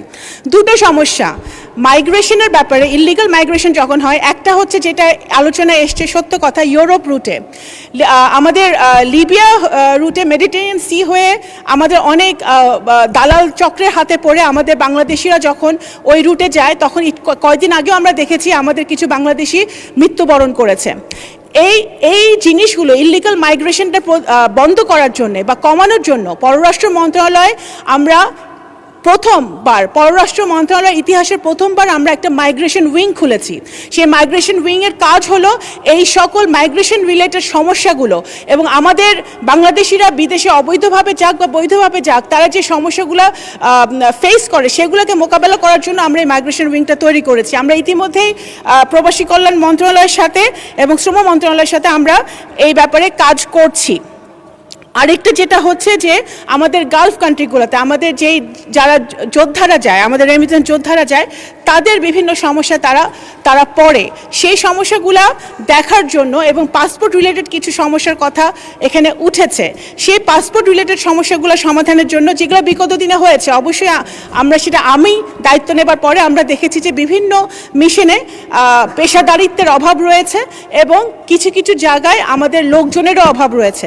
তো সেগুলো মোকাবেলা করার জন্য আমাদের পাসপোর্ট আবেদন অনলাইনে দাখিল করার সুযোগ থাকায় প্রবাসীগণ সুবিধামতো তারিখে দূতাবাসে গিয়ে বায়োমেট্রিক এনরোলমেন্ট সম্পন্ন করতে পারছেন। এখন আবেদন পরবর্তী কার্যক্রম এবং সর্বশেষ অগ্রগতি অনলাইনের মাধ্যমে জানতে পারছেন। আবেদনকারীর তথ্যগত কোনো জটিলতা থাকলে তার সরকারের সংশ্লিষ্ট দপ্তরের সাথে যোগাযোগ করে দূতাবাস সমস্যা সমাধানের চেষ্টা করে থাকে। ডিজিটালাইজেশন কার্যক্রম যেমন queue management, online application, payment ইত্যাদি অন্তর্ভুক্তির মাধ্যমে দূতাবাসের কনসুলার সেবার মান উন্নয়ন এবং স্বচ্ছ ও দ্রুত সেবা প্রদান নিশ্চিতের বিষয়ে আমরা গুরুত্ব আরোপ করছি এখন। এছাড়া পাসপোর্ট সংক্রান্ত সেবা প্রবাসীদের দোরগোড়ায় পৌঁছে দিতে মিশনসমূহ দূরবর্তী এবং বাংলাদেশি অধ্যুষিত শহরসমূহে কনসুলার ক্যাম্পের আয়োজন করেছে। এখন বাংলাদেশি প্রবাসীদের জরুরি পরিস্থিতিতে সহায়তা প্রদানের জন্য বাংলাদেশ দূতাবাসসমূহ সার্বক্ষণিক জরুরি হটলাইন এখন চালু করেছে, যেটা চলমান আছে। কোনো প্রবাসী বাংলাদেশি বিপদে যে কোনো প্রয়োজনে দূতাবাসের হটলাইন নম্বরে যোগাযোগ করতে পারেন এবং সরাসরি দূতাবাস প্রধানের সাথে যোগাযোগ করার সেটা সুযোগ তৈরি হয়েছে। অনিয়মিত অভিবাসন, যেটা ইলিগাল মাইগ্রেশনের কথা আমরা বলছি, অনিয়মিত অভিবাসনের কারণে আটক বাংলাদেশিদের মুক্তির লক্ষ্যে নিয়মিত ডিটেনশন সেন্টার পরিদর্শন এবং ট্রাভেল পারমিট ইস্যুর মাধ্যমে তাদের দ্রুত দেশে প্রত্যাবর্তনের ব্যবস্থা পররাষ্ট্র মন্ত্রণালয় করছে। 2025-এর শেষ থেকে 2026-এ এখন পর্যন্ত আমরা ইতিমধ্যেই 350 থেকে 400 জন বিভিন্ন দেশে অবস্থানরত এরকম বাংলাদেশিদেরকে আমরা সফলতার সাথে ফেরত আনতে পেরেছি। 2026 সালে লেবানন ও ইসরায়েলের সাথে যুদ্ধ আক্রান্ত 2 সহস্রাধিক কর্মহীন বাস্তুচ্যুত প্রবাসী বাংলাদেশিদের মাঝে বৈরুত বাংলাদেশ দূতাবাসে তাদের পাশে গিয়ে দাঁড়িয়েছে এবং খাদ্য এবং বিভিন্ন সহায়তা তারা প্রদান করেছে। প্রবাসী শ্রমিকদের কল্যাণে কাজ করে এমন আন্তর্জাতিক বেসরকারি সংস্থাগুলো যেমন INGO, IOM এর সঙ্গে দূতাবাস ঘনিষ্ঠ সহযোগিতা বজায় রাখছে। আরেকটি কথা আমি বলতে চাই যে আমরা জানি এই সমস্যাটা বিরাজমান। এখানে আমাদের মাননীয় সংসদ সদস্য বরকতুল্লাহ বুলু সাহেব একটি অ্যালিগেশন করেছেন যে বিভিন্ন জায়গায় উনি দুর্নীতির কথা জানেন। তা আমি মাননীয় সংসদ সদস্যকে অনুরোধ করব যে ওনার যদি কোনো স্পেসিফিক দূতাবাসের কথা উনি বলতে পারেন যে এখানে দুর্নীতি হচ্ছে, বা কারণ এখানে আমাদের 81টি মিশন আছে, 81টি মিশনের প্রত্যেকটা কর্মকর্তার কাজ হলো সেই সকল দেশের বাংলাদেশিদের যে কোনো সমস্যা সর্বোচ্চ গুরুত্ব দিয়ে দেখা, এটাই আমাদের নির্দেশনা। সেইটা যদি কোনো ব্যত্যয় কোথাও ঘটে এবং আপনারা যদি আমাদেরকে সেই ইনফরমেশন দিয়ে সহযোগিতা করতে পারেন, অবশ্যই পররাষ্ট্র মন্ত্রণালয় উইথ দ্য হেল্প অফ প্রবাসী কল্যাণ মন্ত্রণালয় আমরা সেটা অবশ্যই দেখব এবং সেটা বন্ধ করব অবিলম্বে। মাননীয় স্পিকার, আমি আর দুই একটা কথা বলে শেষ করব। আরেকটা যেটা হচ্ছে যে আমাদের এখানে কথা উঠেছে যে আমাদের ইউরোপ রুটের কথা আমি একটি কথা বলতে চাই। এখানে আমরা ইতিমধ্যেই আমরা যেটা দেখেছি যে আমাদের ডেটা যেটা বলে যে ইটালি হয়ে লিবিয়া হয়ে এই রুটে বেশি আমাদের বাংলাদেশিরা যায় এবং এখানে দালাল চক্রের হাতে পড়ে সেটা যায়। সেখানে আমাদের স্বরাষ্ট্র মন্ত্রণালয়ের সাথে আমাদের একটি সবসময় আমরা কাজ করে থাকি। এখানে যেটা আমরা দেখতে পাই যে শুধু বাংলাদেশের সরকার নয়, অন্যান্য মাননীয় প্রতিমন্ত্রী 2 মিনিটে শেষ করেন। ধন্যবাদ মাননীয় স্পিকার। বিভিন্ন দেশের সরকারের সাথে আমাদের যোগাযোগ করতে হচ্ছে যে এই দালাল চক্রকে কিভাবে ধরা যায়। সেই দালাল চক্রকে যদি আমরা যতক্ষণ না ধরতে পারবো এবং আইনের আওতায় না আনতে পারবো, এটা বন্ধ হওয়া মুশকিল। ইন দ্য মিন টাইম আমরা যেটা করছি সেটা হচ্ছে আমরা লিবিয়ার, ইটালি, বিভিন্ন দেশের সরকারের সাথে আমরা বসেছি, IOM এর সাথে আমরা বসেছি এবং বিভিন্ন কার্যক্রম আমরা নিচ্ছি, আমরা বিভিন্ন মেকানিজম নিচ্ছি যে কীভাবে সোশ্যাল আপনার অ্যাওয়ারনেস, গণসচেতনতা তৈরি করা যায়। ইতিমধ্যে আমাদের 64টা জেলার ডিসি, জেলা প্রশাসকদেরকে আমরা নির্দেশনা দিয়েছি যে তাদের বিভিন্ন স্ব জেলায় তাদের একটা সোশ্যাল অ্যাওয়ারনেস করতে হবে। কারণ দেখা যায় যে মৃত্যুবরণ হচ্ছে, মৃত্যুর কোলে ঢেলে পড়বে, সেটা জেনেও কিন্তু অনেকেই এই পথে আগাচ্ছে, দালাল চক্রে পড়ছে। সেটা বন্ধের জন্য কিন্তু একটা সামাজিক একটা অ্যাওয়ারনেসের প্রয়োজন আছে বলে আমরা মনে করি। সেই জায়গাটা কিন্তু আমরা পররাষ্ট্র মন্ত্রণালয় খুব নিবিড়ভাবে কাজ করছে। তো আমরা আশা করছি যে আমাদের সকলের সহযোগিতা যদি থাকে, আমাদের একটাই কথা, আমাদের রেমিটেন্স যোদ্ধারা আমাদের গর্ব। আমাদের রেমিটেন্স যোদ্ধাদের জন্যই এদেশে অনেক সময় ওনারা দেশের বাইরে থেকেও দেশের জন্য কাজ করেন, দেশের গণতন্ত্র প্রতিষ্ঠায় কাজ করেন, দেশের উন্নয়নের জন্য কাজ করেন। তো ওনাদের আমাদের রেমিটেন্স যোদ্ধাদের টেক কেয়ার করা, তাদের সকল অসুবিধার পাশে দাঁড়ানো আমাদের সর্বোচ্চ প্রায়োরিটি। এবং আশা করছি যেহেতু আমরা মাত্র কাজ শুরু করেছি, আমাদের যেসব আমরা যে স্টেপসগুলো আমরা নিয়েছি সেগুলো ইতিমধ্যে আমি মনে করি ইতিবাচক প্রভাব ফেলবে এবং আমাদের সকলের সহযোগিতায় আমরা ভালো রেজাল্ট আনতে পারবো। ধন্যবাদ মাননীয় স্পিকার। মাননীয় বিরোধী দলের নেতা, আপনি অত্যন্ত গুরুত্বপূর্ণ একটি বিষয়ের উপরে সংসদের দৃষ্টি আকর্ষণ করেছেন, সেজন্য আপনাকে ধন্যবাদ। প্রত্যেক বক্তাই গুরুত্বপূর্ণ বক্তব্য রেখেছেন এবং দেশের কল্যাণে এই বক্তব্য কাজে লাগবে। আপনি ইউ টেক ইউর টাইম, আপনি যুক্তিসঙ্গত যতক্ষণ লাগে আপনি বলুন। ধন্যবাদ মাননীয় স্পিকার। এ বিষয়টা আমলে নিয়ে হাউজে আলোচনার সুযোগ দেওয়ার জন্য আমি আরেকবার আপনাকে আন্তরিক অভিনন্দন জানাচ্ছি। এ পর্যন্ত যে কয়জন মাননীয় সংসদ সদস্য কথা বলেছেন তারা আমাদের সকলের প্রাণের কথাগুলোই বলেছেন। এই জন্য আমি তাদের সকলকে আন্তরিকভাবে ধন্যবাদ জানাচ্ছি। বিশেষ করে মনিরুল চৌধুরী সাহেব যারা বক্তব্য রেখেছেন তাদের সবার মধ্যে উনি বয়োজ্যেষ্ঠ, কিন্তু ওনার কথার মধ্যে গরম এবং নরম প্রচুর রস ছিল। তিনি তার রসের মধ্যে আলোচনাটাকে হারিয়ে ফেলেননি, বরঞ্চ রস দিয়ে ফুটিয়ে তুলেছেন। এটা তার আর্ট, এই জন্য তাকে বিশেষভাবে আমি ধন্যবাদ জানাচ্ছি। আমরা সবসময় বলে থাকি যে পজিশন অপোজিশন মিলেই তো হাউস পূর্ণ হবে, আর এই হাউসের প্রতি সারা দেশবাসীর প্রত্যাশা। আমরা আজকে যাদের কথা বলছি তারা আমাদের কারো না কারো ভাই, কারো পিতা, কারো সন্তান, কারো আপন আত্মার আত্মীয়। তাদের কান্নাগুলা সব আমাদের সামনে আসে না, এমনকি তাদের পরিবারের সদস্যদের সামনেও আসে না। প্রবাসীরা দুই ভাগে বিভক্ত। একটা অংশ যারা কার্যত রুজি রোজগারের জন্যই পা বাড়ান। এই পর্যায়ে এশিয়ার প্রায় সবগুলো দেশই পড়ে, সেখানে তাদের নাগরিকত্ব পাওয়ার সম্ভাবনা খুবই ক্ষীণ। অল্প কিছু সংখ্যক ভাগ্যবান মানুষ যারা ইনভেস্টর ক্যাটাগরিতে হিউজ পরিমাণ ইনভেস্ট করে, সেখানে তারা একটা স্ট্যাটাস পান, কিন্তু তা হাজারেও একজন হবে না, এ সংখ্যা আরও কম। বাকি সকল আমরা তাদেরকে শ্রমিক বলি, আমি শ্রমিক বলতে নারাজ। তারা সবাই শ্রমিকও নন আসলে। এর মাঝে বিভিন্ন দেশের গুরুত্বপূর্ণ জায়গায় কর্মকর্তা হিসাবে অনেকে দায়িত্ব পালন করেন। আমি এই শব্দটার পরিবর্তন চাই, তাদের জন্য সম্মানজনক কোনো শব্দ ব্যবহার করা। এক শব্দে সবাই অ্যাকোমোডেট হবেন। আমরা খুবই আনন্দিত আমাদের এই হাউসে বাংলা, উর্দু, ফার্সি কবিরাও আছেন। তারা যদি এরকম কোনো ভালো শব্দ নিয়ে আসেন যেটা অন্তত তাদেরকে মানসিকভাবে কিছু সান্ত্বনা দেবে, যে দেশ তাদেরকে ভালোবাসা এবং শ্রদ্ধার জায়গা থেকে দেখে, তো আমি অনুরোধ করব এই শ্রমিক এবং রপ্তানি, এই দুইটা শব্দ পণ্য রপ্তানি হয়, মানুষ রপ্তানি না হোক। এটাকেও একটা সম্মানজনক জায়গায় আমরা নিয়ে যাই। মাননীয় স্পিকার, যারা বিশেষ করে পশ্চিমের দেশগুলোতে যাচ্ছেন, তারা সাধারণত ফিরে আসার নিয়তে যান না, তারা যান সেখানে থেকে যাওয়ার নিয়তে। এর মধ্যে দুইটা ক্লাস, একটা স্রেফ ভাগ্য অন্বেষণে, আর একটা তারা জ্ঞানের অন্বেষণে। জ্ঞানের অন্বেষণে কারা যায়? দুই ধরনের মানুষ। যাদের ফিনান্সিয়াল এবিলিটি আছে পিতামাতার, তাদের সন্তানরা যায় নিজ দায়িত্বে নিজ খরচে।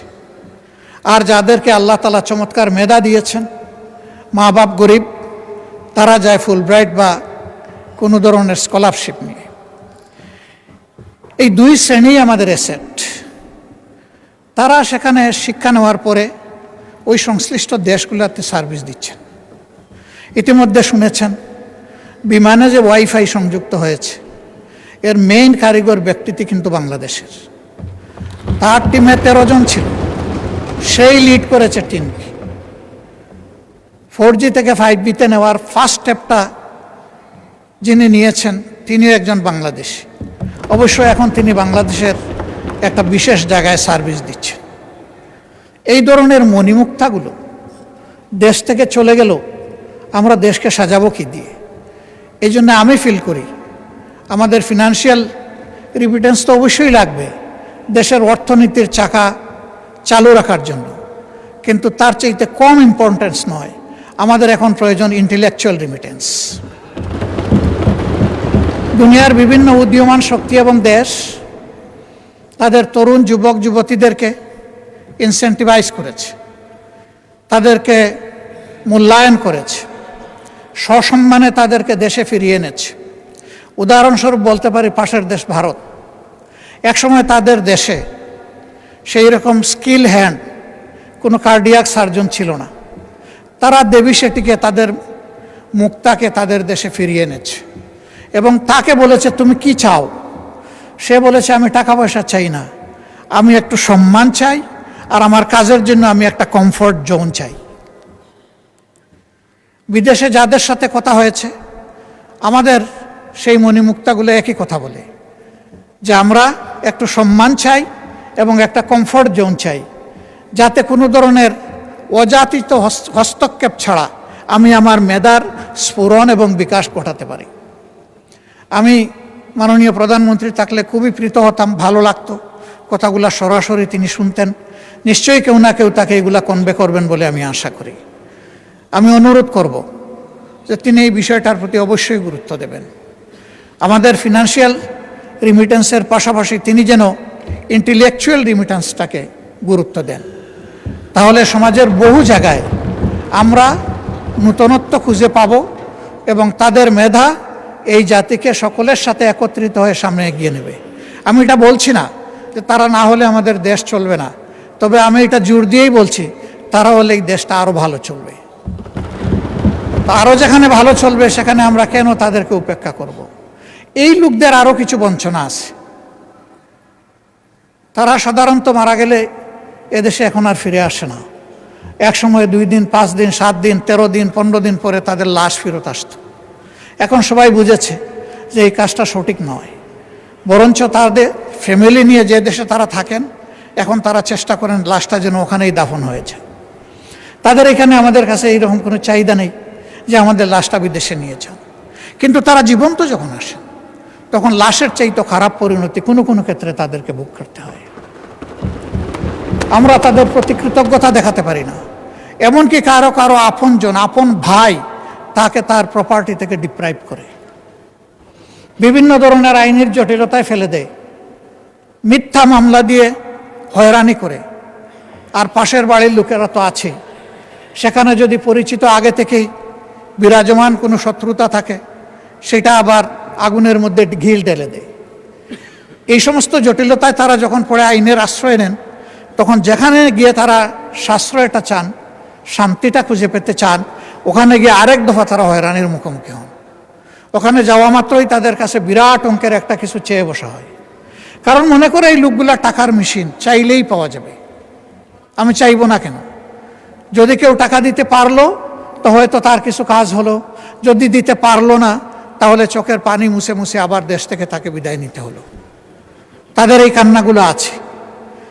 জমি ট্রান্সফারের ব্যাপারে কিছু জটিলতা নতুন করে তৈরি করে গেছে প্রিভিয়াস ফেসিবাদী সরকার। আমি বর্তমান সরকারকে বিনয়ের সাথে অনুরোধ করব, সেই বিষয়গুলো দেখা দরকার, কগনিজেন্সে নেওয়া দরকার। মাননীয় আইনমন্ত্রী আছেন, যেখানে যেটুকু এটাকে ডিফিউজ করা যায়, ইজি করা যায়, রিলিজ করা যায়, সেইটা অবশ্যই করা উচিত। কারণ আমরা তাদেরকে বাদ দিয়ে আমরা নই, তাদের সহই তো আমরা। আর এশিয়াতে যারা আছেন তাদের কান্নাটা অন্যরকম। তাদের ব্যাপারে অনেকেই কথা বলে গেছেন, আমি কথাগুলো রিপিট করব না, যেহেতু তারা অলরেডি বলে ফেলেছে। তারা কাঁদে, কিন্তু আপনজনকে চোখের পানি দেখায় না, চোখের পানি লুকিয়ে কাঁদে। ভিডিও কলে কথা বলে আর্টিফিশিয়াল হাসি দেয়। অনেকের সাথে এরকম কথা হয়েছে। আমি জিজ্ঞেস করি, তোমাদের এই বুবা কান্নার খবর কি তোমাদের আপনজন জানে? কয় আস্তাগফিরুল্লাহ, এগুলা জানানো যাবে না। আমরা কষ্টে আছি, ওদেরকে কষ্টে ফেলতে চাই না। ওরা বুঝুক যে আমরা ভালো আছি, তাহলে আমাদের কষ্ট আমরা কিছুটা ভুলে থাকতে পারবো। এখানেও কাঁদবো, ওখানেও কাঁদবে, এ তো হয় না। এরা কত মহৎ, নিজের কান্না বুকে চেপে আপনজনকে ভালো রাখে, দেশকে ভালো রাখে। এই লোকগুলোকে আমরা কি আসলে আপনজন হিসেবে নিতে পেরেছি? আমি দেখি না, কষ্ট লাগে। আমরা কি একটু তাদেরকে আপনজনের চাদর দিয়ে জড়াই ধরতে পারি না? মাননীয় স্পিকার, কেউ মরার জন্য বিদেশে যায় না। আমাদের এই ভাই এবং বোনেরা যায়, 2টা পয়সা রুজি করে পরিবারকে দিবে, দেশকে সাপোর্ট করবে, তারপরে দেশে চলে আসবে। কিন্তু আল্লাহ তাআলা কার মৌতের ফয়সালা কোথায় করে রেখেছেন আমরা কেউ জানি না। তারা যখন কেউ মারা যায় তখন তাদের লাশটা নিয়ে টানাটানি হয়।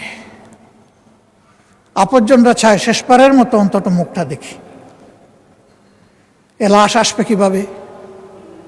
সে তো রক্ত পানি করা, ঘাম জড়ানো, যা রুজি করেছিল সবটাই পাঠিয়ে দিয়েছে। আমিও তাদের 2-1টা মেসে যাওয়ার সুযোগ নিয়েছি ইচ্ছা করে। চিন্তা করা যায় না সেই লোকগুলো এখানে থাকে কিভাবে, খায় কি, ঘুমায় কিভাবে। জনাব বরকতুল্লাহ বুলু সাহেব বলেছেন যে অতি নিম্ন ওয়েজে তারা সেখানে চাকরি করে, এদের পোষায় না। তারা আজিদের দিকে চেয়ে থাকে, কেউ তাদেরকে একটু স্নেহ আদর করবে কিনা। কেন? এটি কেন হবে? অন্য দেশের লোকেরা তো এরকম হয় না। এখানে ওই সিন্ডিকেট চক্র শুরু থেকে শেষ সব জায়গায় গাঁটে গাঁটে গাপটি মেরে বসে আছে। এই লোকগুলার রক্ত বিক্রি করে ওরা ওদের সাথে উপহাস করে, ওদের বিজনেস করে। এই সব জায়গা অবশ্যই চিহ্নিত করতে হবে এবং এদেরকে আইনের আওতায় এনে 10 জনকেও যদি শাস্তি দেওয়া হয়, আমি বিশ্বাস করি ওদের সবগুলার গায়ের লোম খাড়া হয়ে যাবে। আমরা যদি সাকসেসফুলি সিনসিয়ারলি এই কাজগুলো করতে পারি, এই সরকারের ক্রেডিট যে এই দলের যিনি জন্মদাতা ছিলেন, এই দরজা এই জানালা তিনি খুলেছিলেন। তাদের আমলে এসে যদি আমাদের প্রবাসী ভাই বোনদের বঞ্চনা দূর হয়, তাহলে তাদের নামটি ওদের হৃদয়ে সোনার অক্ষরে লেখা হয়ে যাবে। কিন্তু অতি চমৎকার চমৎকার কথা এখানে আমরা আওড়ালাম, কাজের কাজ কিছুই হলো না। যেই তিমিরে সেই তিমিরেই থাকলো। তাহলে শুধু এই সরকার ডিসরেসপেক্টেড হবে না, আমরা সবাই ডিসরেসপেক্টেড হব। আমাদের প্রতি ওদের একটা ঘৃণাবোধ তৈরি হবে যে ওরা কথা বলে সুন্দর সুন্দর, কিন্তু আমাদের জন্য কিছুই করে না। আমার বিনয়ী অনুরোধ, এই ভাই বোনগুলোকে যেন আমরা টাকার মেশিন হিসাবে না দেখি, আমরা যেন আমাদের প্রাণ হিসাবে, কলিজা হিসাবে দেখি। যদি আমরা কলিজা হিসাবে দেখতে পারি, তাহলে তাদের আত্মা যেমন শান্তি পাবে, আমাদের আত্মা শান্তি পাবে। একটা বিশেষ বিষয়ে আমি দৃষ্টি আকর্ষণ করছি, বিষয়টি স্বরাষ্ট্র মন্ত্রণালয়ের সাথে সম্পর্কিত। এটি হচ্ছে ভিসা জটিলতা। অনেকে বলেছেন, আমি পার্টিকুলারলি জিজ্ঞেস করেছি তাদেরকে, তোমাদের সমস্যাগুলো কোথায়? তারা বলেছে, আমরা তো আগে করেছি কনভেনশনাল পাসপোর্ট, এরপরে করেছি আমরা এমআরপি, এখন ই পাসপোর্ট করতে গেলে এমআরপি এবং আমাদের এনআইডি এই দুইটা হুবহু মিল থাকতে হবে। আমাদের অফিস ল্যাপসেসের কারণে, ওই আকার একার নামের একটু অধিক সেদিক, বয়সের একটু সামান্য তারতম্যের কারণে এখন আর ই পাসপোর্ট হচ্ছে না। ফলে আমরা কিন্তু অনেকেই এখানে ইলিগেল হয়ে গেছি অলরেডি, আর কেউ কেউ হওয়ার উপক্রম। এই সংখ্যা শত নয়, হাজার হাজার। এই প্রবলেমটা কিভাবে সর্ট আউট করে সলভ করা যায়? দুর্বলতা কিছু আমাদের অফিসিয়াল, কিছু হয়তো তাদের, কিন্তু মানুষগুলো তো আমাদের, এরা তো আমাদের অ্যাসেট। আমাদের এই অ্যাসেটগুলোকে কীভাবে আমরা এই ব্যাপারে হেল্প করতে পারি, এটা তাদের মেইন প্রবলেম। তার লিগ্যাল ইনস্ট্রুমেন্ট যদি তার হাতে না থাকে, তাহলে ওই দেশে সে থাকবে কীভাবে? তার তো ঠিকানা হবে জেল। সে গেল পরিবার আর সমাজকে সাহায্য করার জন্য, এখন ঠিকানা যদি তার জেল হয়, তাহলে তো হলো না। তা আমি মাননীয় স্বরাষ্ট্রমন্ত্রীকে অনুরোধ করব, বিদেশের মাটিতে থেকেই এনআইডি এবং পাসপোর্টের এই জটিলতাটা অতি সহজে কিভাবে নিরসন করা যায়, ইনশাল্লাহ আপনি পারবেন, শুধু পদক্ষেপ নেওয়ার ব্যাপার। আমরা আপনার জন্য দোয়া করব, আপনি যাতে পারেন। আর লাশগুলা হয়ে যাওয়ার পরে আমি আল্লাহর নামে দুহাই দিয়ে বলবো, একদিনের জন্য যেন সেই লাশ নিয়ে কোনো টানা হেঁচড়া না হয়। আমরা বেঁচে থাকলে, এই দেশ বেঁচে থাকলে সসম্মানে আমাদের কাঁধের উপর করে যেন সেই লাশগুলা দেশে নিয়ে আসা হয়। এরপরে দূতাবাসের ব্যাপারে যে কথাগুলো বলেছেন, আমি সবগুলোর সাথে সম্পূর্ণ একমত।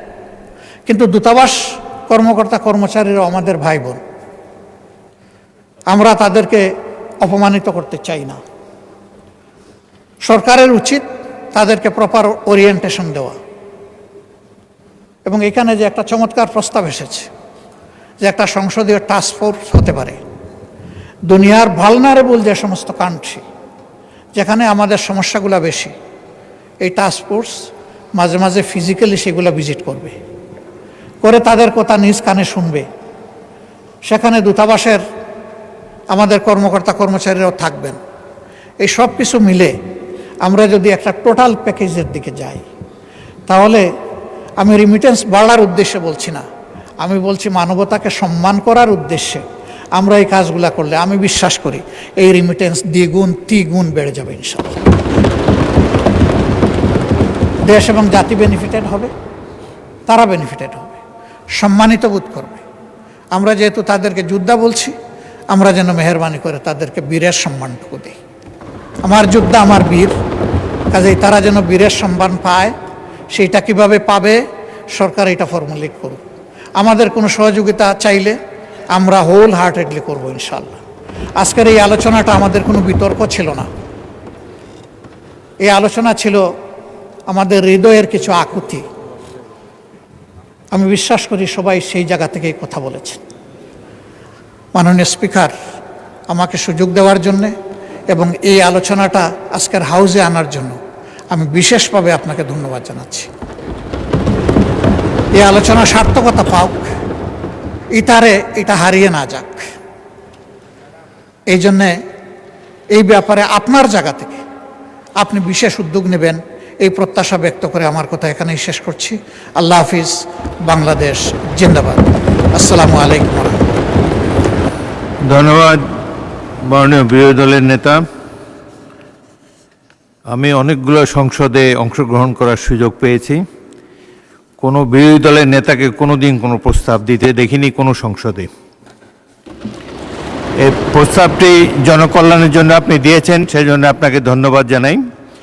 এখন বক্তব্য রাখার জন্য আহ্বান জানাচ্ছি সর্বশেষ বক্তা মাননীয় স্বরাষ্ট্রমন্ত্রী সালাউদ্দিন আহমেদ। বিরোধী দলের নেতা 15 মিনিট বলেছেন, you take your time. Thank you. এটাও দেখা যায় না যে সরকার দল বিরোধী দলের এরকম কথা শুনেছি। ধন্যবাদ মাননীয় স্পিকার।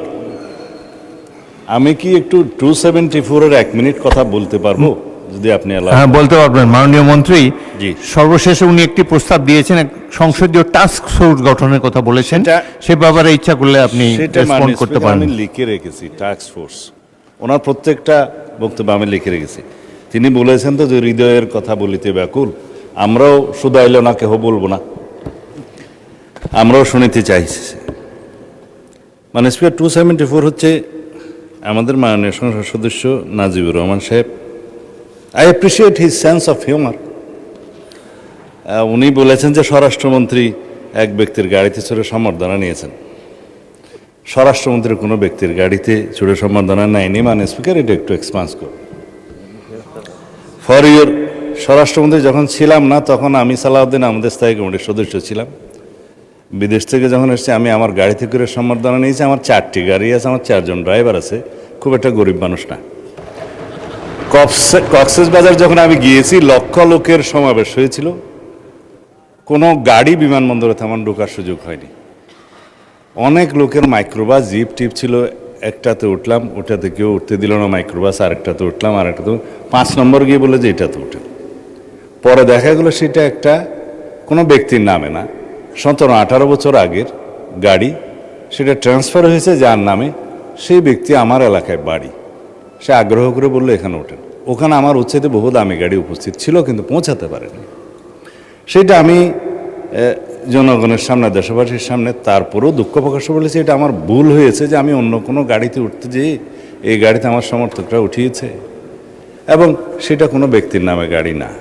তারপরেও যদি এটা ভুল হয়ে থাকে আমি জাতির সামনে দুঃখ প্রকাশ করেছিলাম, কিন্তু সেটা ক্লিয়ার হয়ে গেছে ওই সময়। সেটা একটা পুরাতন ইস্যু, এবং সেটা আমার মনে হয় মানে স্পিকার আপনি এক্সপান্স করতে পারেন, এটা আমার অনুরোধ। তবে তার সেন্স অফ হিউমারকে আমি আগামীবারও স্বাগত জানাবো। এভাবেই পার্লামেন্টে উইট করা দরকার। মাননীয় বিরোধী দলের নেতা বসে চলে গেলেন কেন জানি না, ওনার উদ্দেশ্যে অনেক কথা বলার ছিল। এখন আচ্ছা হয়তো আসছে স্যার, ধন্যবাদ। আমি আজকের পার্লামেন্টে দাঁড়িয়ে চিন্তা করছি এইরকম একটা পার্লামেন্ট দেখার জন্য সারা জাতি অপেক্ষা করছে কিনা। মানে স্পিকার তিনি আজকে যে প্রস্তাবটা নিয়ে এসছেন পার্লামেন্টকে ভাইব্রেন্ট করেছেন, তার এই ভাইব্রেন্ট প্রপোজালের জন্য তাকে প্রথমে আমি ধন্যবাদ জানাই। তিনি হৃদয়ের কথা বলিতে চাহিয়েছেন, সারা জাতি শুনিতে চাইতেছে, আমরাও।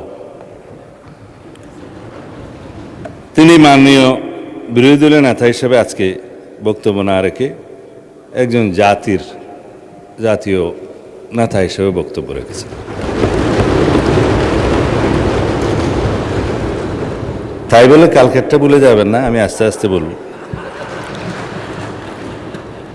মাননীয় স্পিকার, আমাদের যেমন মাননীয় সদস্য মনিরুল হক চৌধুরী বক্তৃতা দিলে গোল কোন দিকে দিবে বোঝা যায় না, কিছুক্ষণ ওইদিকে গোল দিলে তো কিছুক্ষণ আবার আমাদের দিকে দিল। তা আমি অবশ্য আজকে কোনো দিকে গোল দিতে চাই না। আমরা শ্রমবাজার শুরু করতে দেখেছি শহীদ রাষ্ট্রপতি জিয়াউর রহমানকে, সেটা আজকে বাড়তে বাড়তে সারা দুনিয়ায় বিস্তৃত হয়েছে। তার এই দূরদৃষ্টি আমাদের জাতিকে রেমিটেন্সে সমৃদ্ধ করেছে। মাননীয় বিরোধী দলীয় নেতা বলেছেন তাদেরকে আমরা রেমিটেন্স যোদ্ধা বলি, তারা যেন বীরের মর্যাদা পায়। অবশ্যই আমরা এখানে আলোচনা করে এই প্রবাসী রেমিটেন্স যোদ্ধাদেরকে বীরের মর্যাদা দিতে পারি।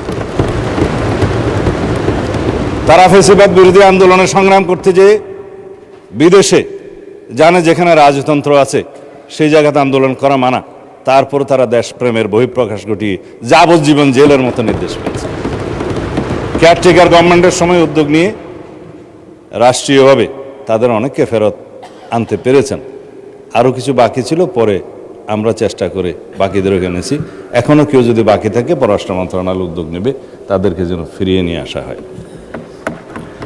তাদের মধ্যে দেশপ্রেম যারা দেশে আছে তাদের চেয়ে বেশি জাগরুক থাকে। মাননীয় স্পিকার, এই শ্রম শক্তি রপ্তানির মধ্য দিয়ে যেমন রাষ্ট্রপতি জিয়াউর রহমান বাংলাদেশের এই বৈদেশিক মুদ্রা অর্জন এবং দেশের অর্থনীতিকে সমৃদ্ধ করার উদ্যোগ গ্রহণ করেছিলেন, কর্মসংস্থানের ব্যবস্থা করেছিলেন, একইভাবে গার্মেন্টসও তিনি বাংলাদেশে শুরু করেছিলেন। বাংলাদেশে আজকে এই দুইটা খুঁটির উপরে বলতে গেলে অনেকটা আমরা দাঁড়িয়ে আছি, আমাদের অর্থনীতি দাঁড়িয়ে আছে। আমি আবারও ধন্যবাদ জানাই বিরোধী দলীয় আরও অনেক মাননীয় সদস্য প্রায় সময় শহীদ রাষ্ট্রপতি জিয়াউর রহমানের এসব অবদানকে অকুণ্ঠ চিত্তে স্বীকৃতি দেন। আমরা শ্রমবাজারের জন্য একটা টাস্ক ফোর্স গঠন করা যায় কিনা, সমস্ত সমস্যাবলী খতিয়ে দেখে রিকমেন্ডেশনস দেওয়ার জন্য, নিরসনের জন্য যে প্রস্তাব মাননীয় স্পিকার আপনি একটু আগে যেটা বললেন, মাননীয় প্রধান বিরোধী দলীয় নেতা যেটা প্রস্তাব করেছেন, সেটার একটা বিকল্প অবশ্য এখানে আছে। টাস্ক ফোর্সের কাজটা অন্য মন্ত্রণালয় সম্পর্কিত স্থায়ী কমিটিতে যদি খুব দ্রুত গঠন করা যায়, অনেক বিষয় মন্ত্রণালয় সম্পর্কিত স্থায়ী কমিটিতে আলোচনা করেও সমাধান করা যাবে, অনেক অভিযোগেরও নিষ্পত্তি করা যাবে। তবে টাস্ক ফোর্স সম্পর্কিত যে প্রস্তাবটা দিয়েছেন সেটা শ্রম মন্ত্রণালয় পরীক্ষা নিরীক্ষা করে আমার মনে হয় একটা টাস্ক ফোর্স প্রতিষ্ঠা করা যায়। আর তাদেরকে বিমানবন্দর সহ সমস্ত জায়গায় যাতে যথাযথ সম্মান প্রদান করা হয় এবং অগ্রাধিকার দেওয়া হয়, সেই বিষয়টি স্বরাষ্ট্র মন্ত্রণালয়, শ্রম মন্ত্রণালয় মানে প্রবাসী কল্যাণ মন্ত্রণালয় এবং পররাষ্ট্র মন্ত্রণালয় সম্মিলিতভাবে সিভিল এভিয়েশন মিনিস্ট্রি সহ একটা ওয়ার্কিং কমিটি করে আমরা সেই কাজটা করতে পারি, সেটা সরকারি পর্যায়ে। এটা যদি আপনারা, আমার মনে হয় এটাও আপনারা অ্যাড্রেস করতে চেয়েছেন, এটাও আমরা করতে পারি আমাদের প্রবাসী বন্ধুদের জন্য।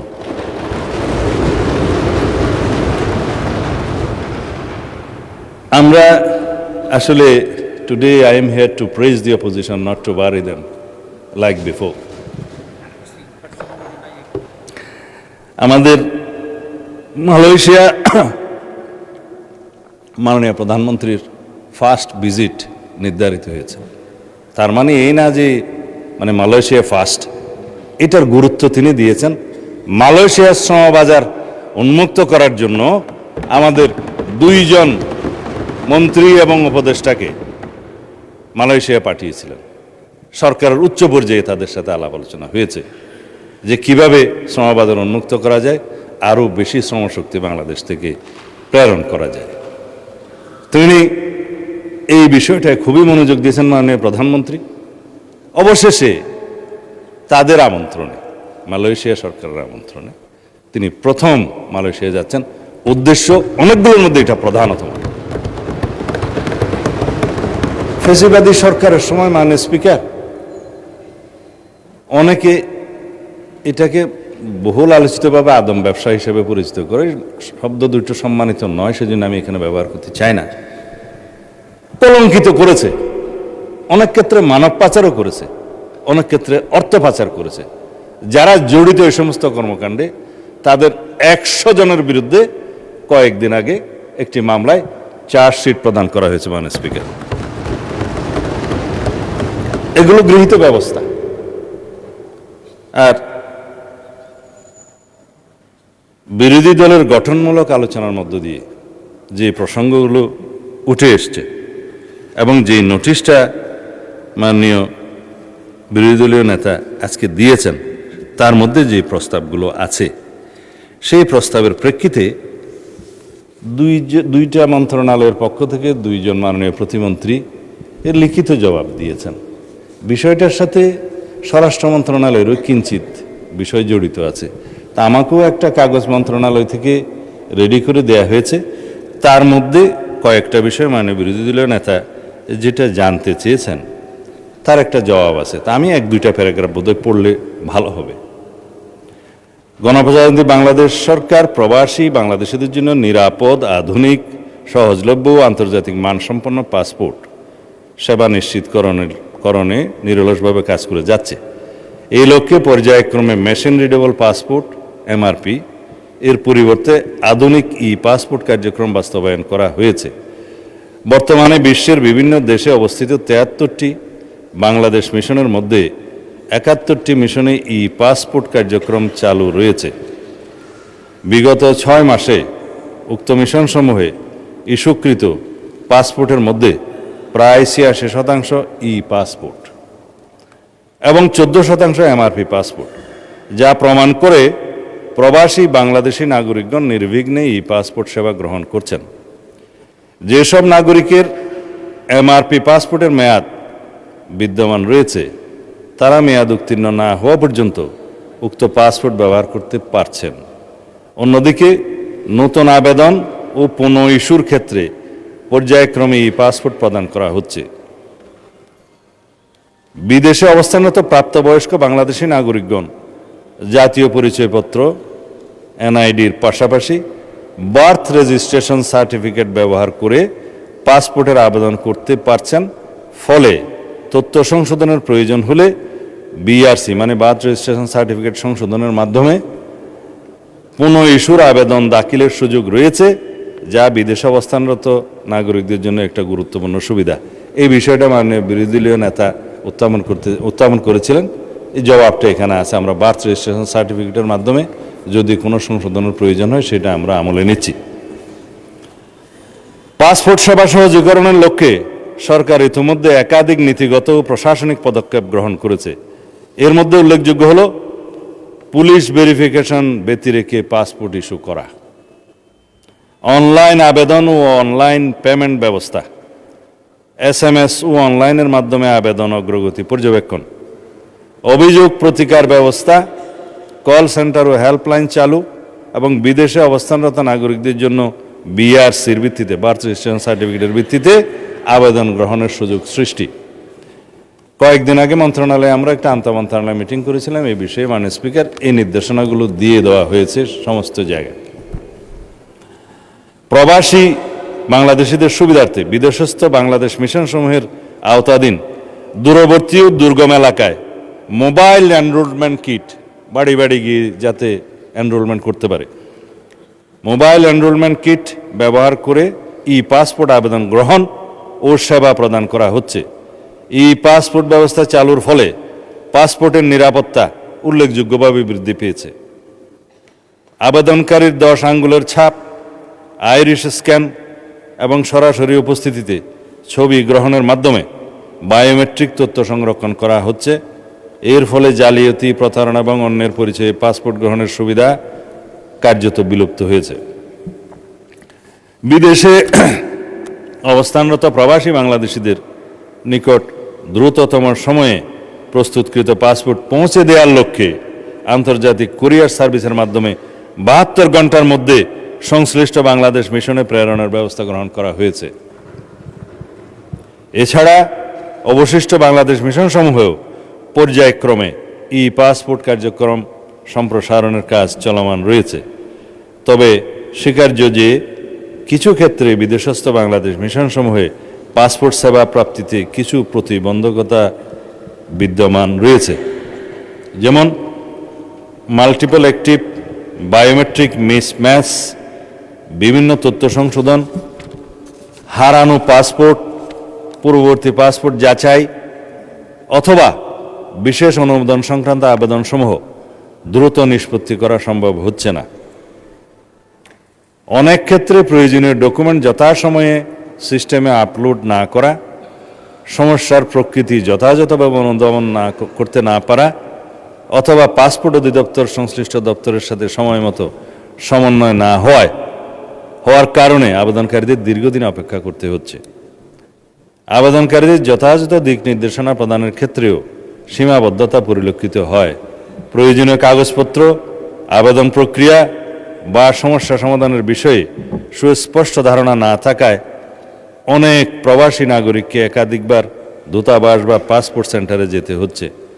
ফলে তাদের অতিরিক্ত সময়, অর্থ ও শ্রম ব্যয় হচ্ছে এবং অনেক ক্ষেত্রে কর্মঘণ্টা নষ্ট হওয়ায় আর্থিক ক্ষতিরও সম্মুখীন হতে হচ্ছে।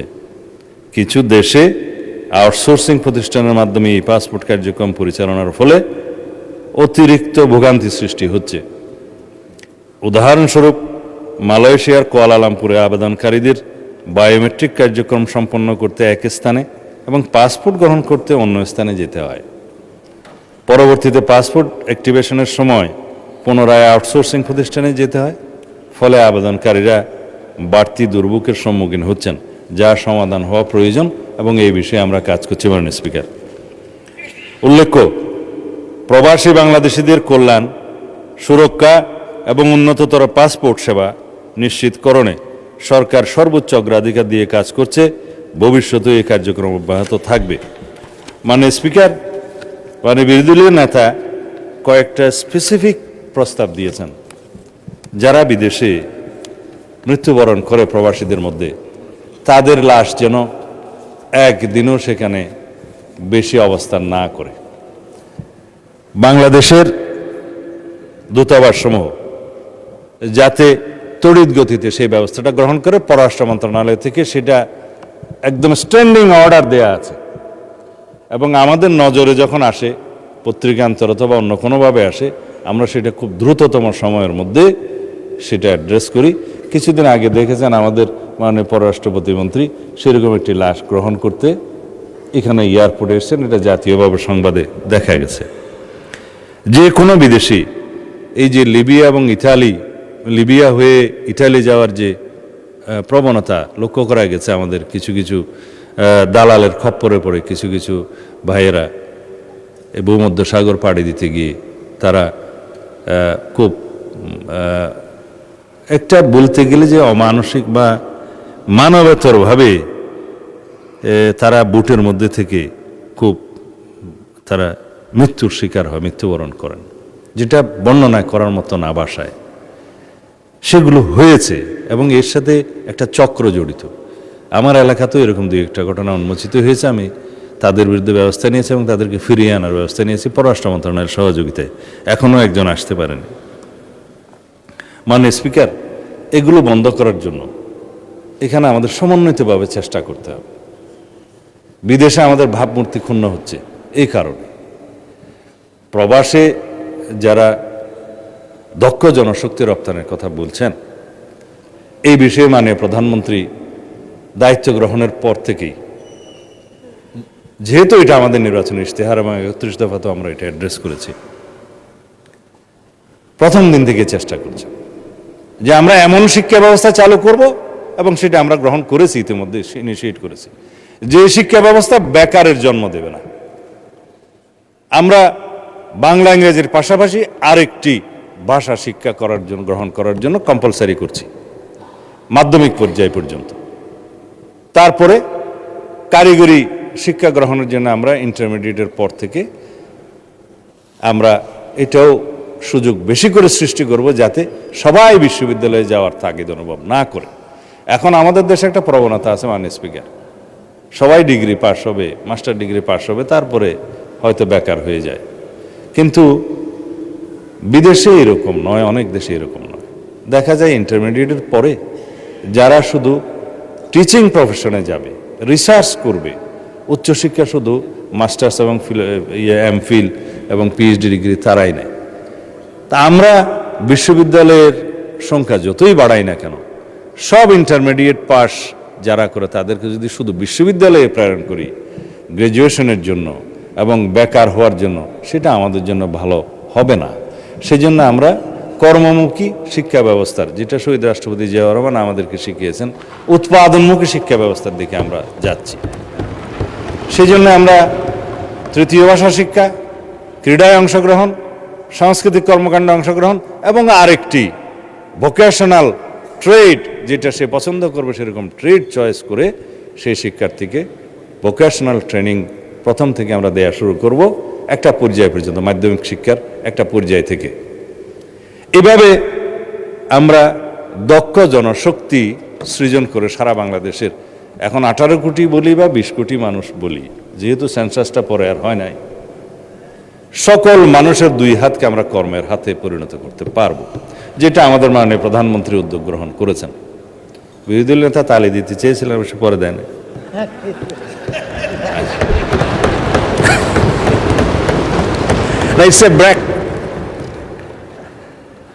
আমি বেশিক্ষণ সময় নেব না, যেহেতু এখন রাত্রে 9টা বাজে। আপনি যদিও স্বাধীনতা দিয়েছেন যে টেক ইউর টাইম, কিন্তু আমি কারো বিরতির উদ্রেক হতে চাই না। অলরেডি 9টা বেজে গেছে। মানে স্পিকার, এইরকম একটা অ্যাটমসফিয়ারে, মানে বিরোধী দলের নেতা বলছে এখানে আরবি ফার্সির বয়াত, রুবাইয়াত এবং শের শায়েরি বহুত হয়েছে। এটা কেন বলছেন আমি জানি না। যদি আপনি শুনতে চান, আমি ফার্সিও বলতে পারি, উর্দুও বলতে পারি, সেটা ইট ইজ ইউর লিবার্টি। আপনি শুনবেন কিনা? না, ফর ইউর নলেজ, আমার হিন্দিতেও ডিপ্লোমা আছে, উর্দুতেও ডিপ্লোমা আছে, ফার্সিও কুচকুচ জানে, RBO Kuch Kuch. For your knowledge. Anyway, আপনারা এই সময়ে, এই রাত্রে 9টার সময় শের শায়েরি নাই শুনলেই ভালো। তবে সব সময় তো একই মেজাজ থাকে না। আমার শের শুনে যদি আপনারা আবার বিগড়ে যান, সেই জন্য আমি বলতে চাই না। বলা হয় যে, বাংলাতে বলে দিই আর কি, তা আপনারা না হলে আবার শেকায়েত করবেন, যে ফুলের পাপড়ি দিয়ে যদি আপনি ইচ্ছা করেন হীরের কলিজাও কাটতে পারেন, কিন্তু যারা অবুঝ বান্দা হবে, কেউ যদি বুঝতে না চায়, আপনাদেরকে মিন করছি না,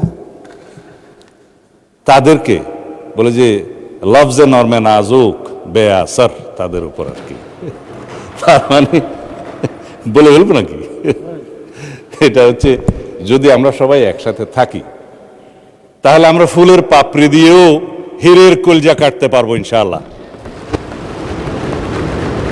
যদি আমরা ঐক্যবদ্ধ না থাকি, তাহলে তলোয়ার দিয়েও আমরা ফুল কাটতে পারবো না, বা তরমুজ কাটতে পারবো না। আমরা তরমুজের চরিত্র হচ্ছে বাহিরে সবুজ ভিতরে লাল, কিন্তু আমরা সবাই মিলে বাংলাদেশের পতাকার মতো সবুজ এবং লালের পতাকা উদ্যত করে তুলতে চাই। এটাও একটা শের হয়ে যেতে পারত, আপনারা যেহেতু শুনতে চাইলেন না, সেই জন্য বললাম না আর কি। না না, এটা আমাদের একটা ফলপ্রসূ আলোচনার মধ্যে, আমি এর বেশি রসবোধ দিতে চাই না। তবে বাইরে যেটা হয় সেটা সম্পর্কে একটা বলা যায়, সেটা মির্জা গালিবের, যে মাননীয় স্পিকার, আমরা এখানে সবাই এক, জাতির জন্য, জাতির কল্যাণে, দেশের কল্যাণে, জনগণের স্বার্থে আমরা এখানে সবাই মিলে আইন প্রণয়ন করি, সবাই মিলে গঠনমূলক আলোচনা করি। অনেক প্রস্তাব বিরোধী দলীয় নেতা দিয়েছেন, আমরা সেগুলো গ্রহণও করেছি। যৌথভাবে আমরা আলোচনার জন্য এই জ্বালানি মন্ত্রণালয়ের উপরে একটা কমিটি 50-50 করে মাননীয় প্রধানমন্ত্রী বিরোধী দলীয় নেতার প্রস্তাবের প্রেক্ষিতে করে দিয়েছেন। রিপোর্টও পেশ হয়েছে পার্লামেন্টে। এইভাবে আমরা কাজ করছি। কিন্তু বাইরের আবহাওয়াটা কেমন যেন ভালো না। রাস্তায় গেলে সেটা ওনারা ভুলে যান, তো বলে বাজিশায় আতফল হে দুনিয়া মেরে আগে, হোতা হে সব রোজ তামাশা মেরে আগে। ধন্যবাদ মনে হচ্ছে। ধন্যবাদ মাননীয় মন্ত্রী, মাননীয় সদস্যবৃন্দ। কার্যপ্রণালী বিধির 157 বিধিতে আলোচনা শেষে মূল প্রশ্ন সম্পর্কে সংসদের সিদ্ধান্ত নির্ধারণের জন্য ভোটে দেওয়ার বিষয় উল্লেখ রয়েছে, কিন্তু মাননীয় বিরোধী দলের নেতা বিষয়টির উপর সাধারণ আলোচনা চেয়েছেন এবং তার প্রস্তাবে সংসদের সিদ্ধান্ত গ্রহণের কোনো প্রশ্ন না থাকায় আমি প্রস্তাবটি ভোটে দিচ্ছি না। মাননীয় বিরোধী দলের নেতা কর্তৃক 147 বিধিতে আনীত প্রস্তাবের উপর সাধারণ আলোচনা এখানেই সমাপ্ত হলো। সারগর্ভ আলোচনার জন্য আপনাদের সবাইকে আন্তরিক ধন্যবাদ জানাচ্ছি।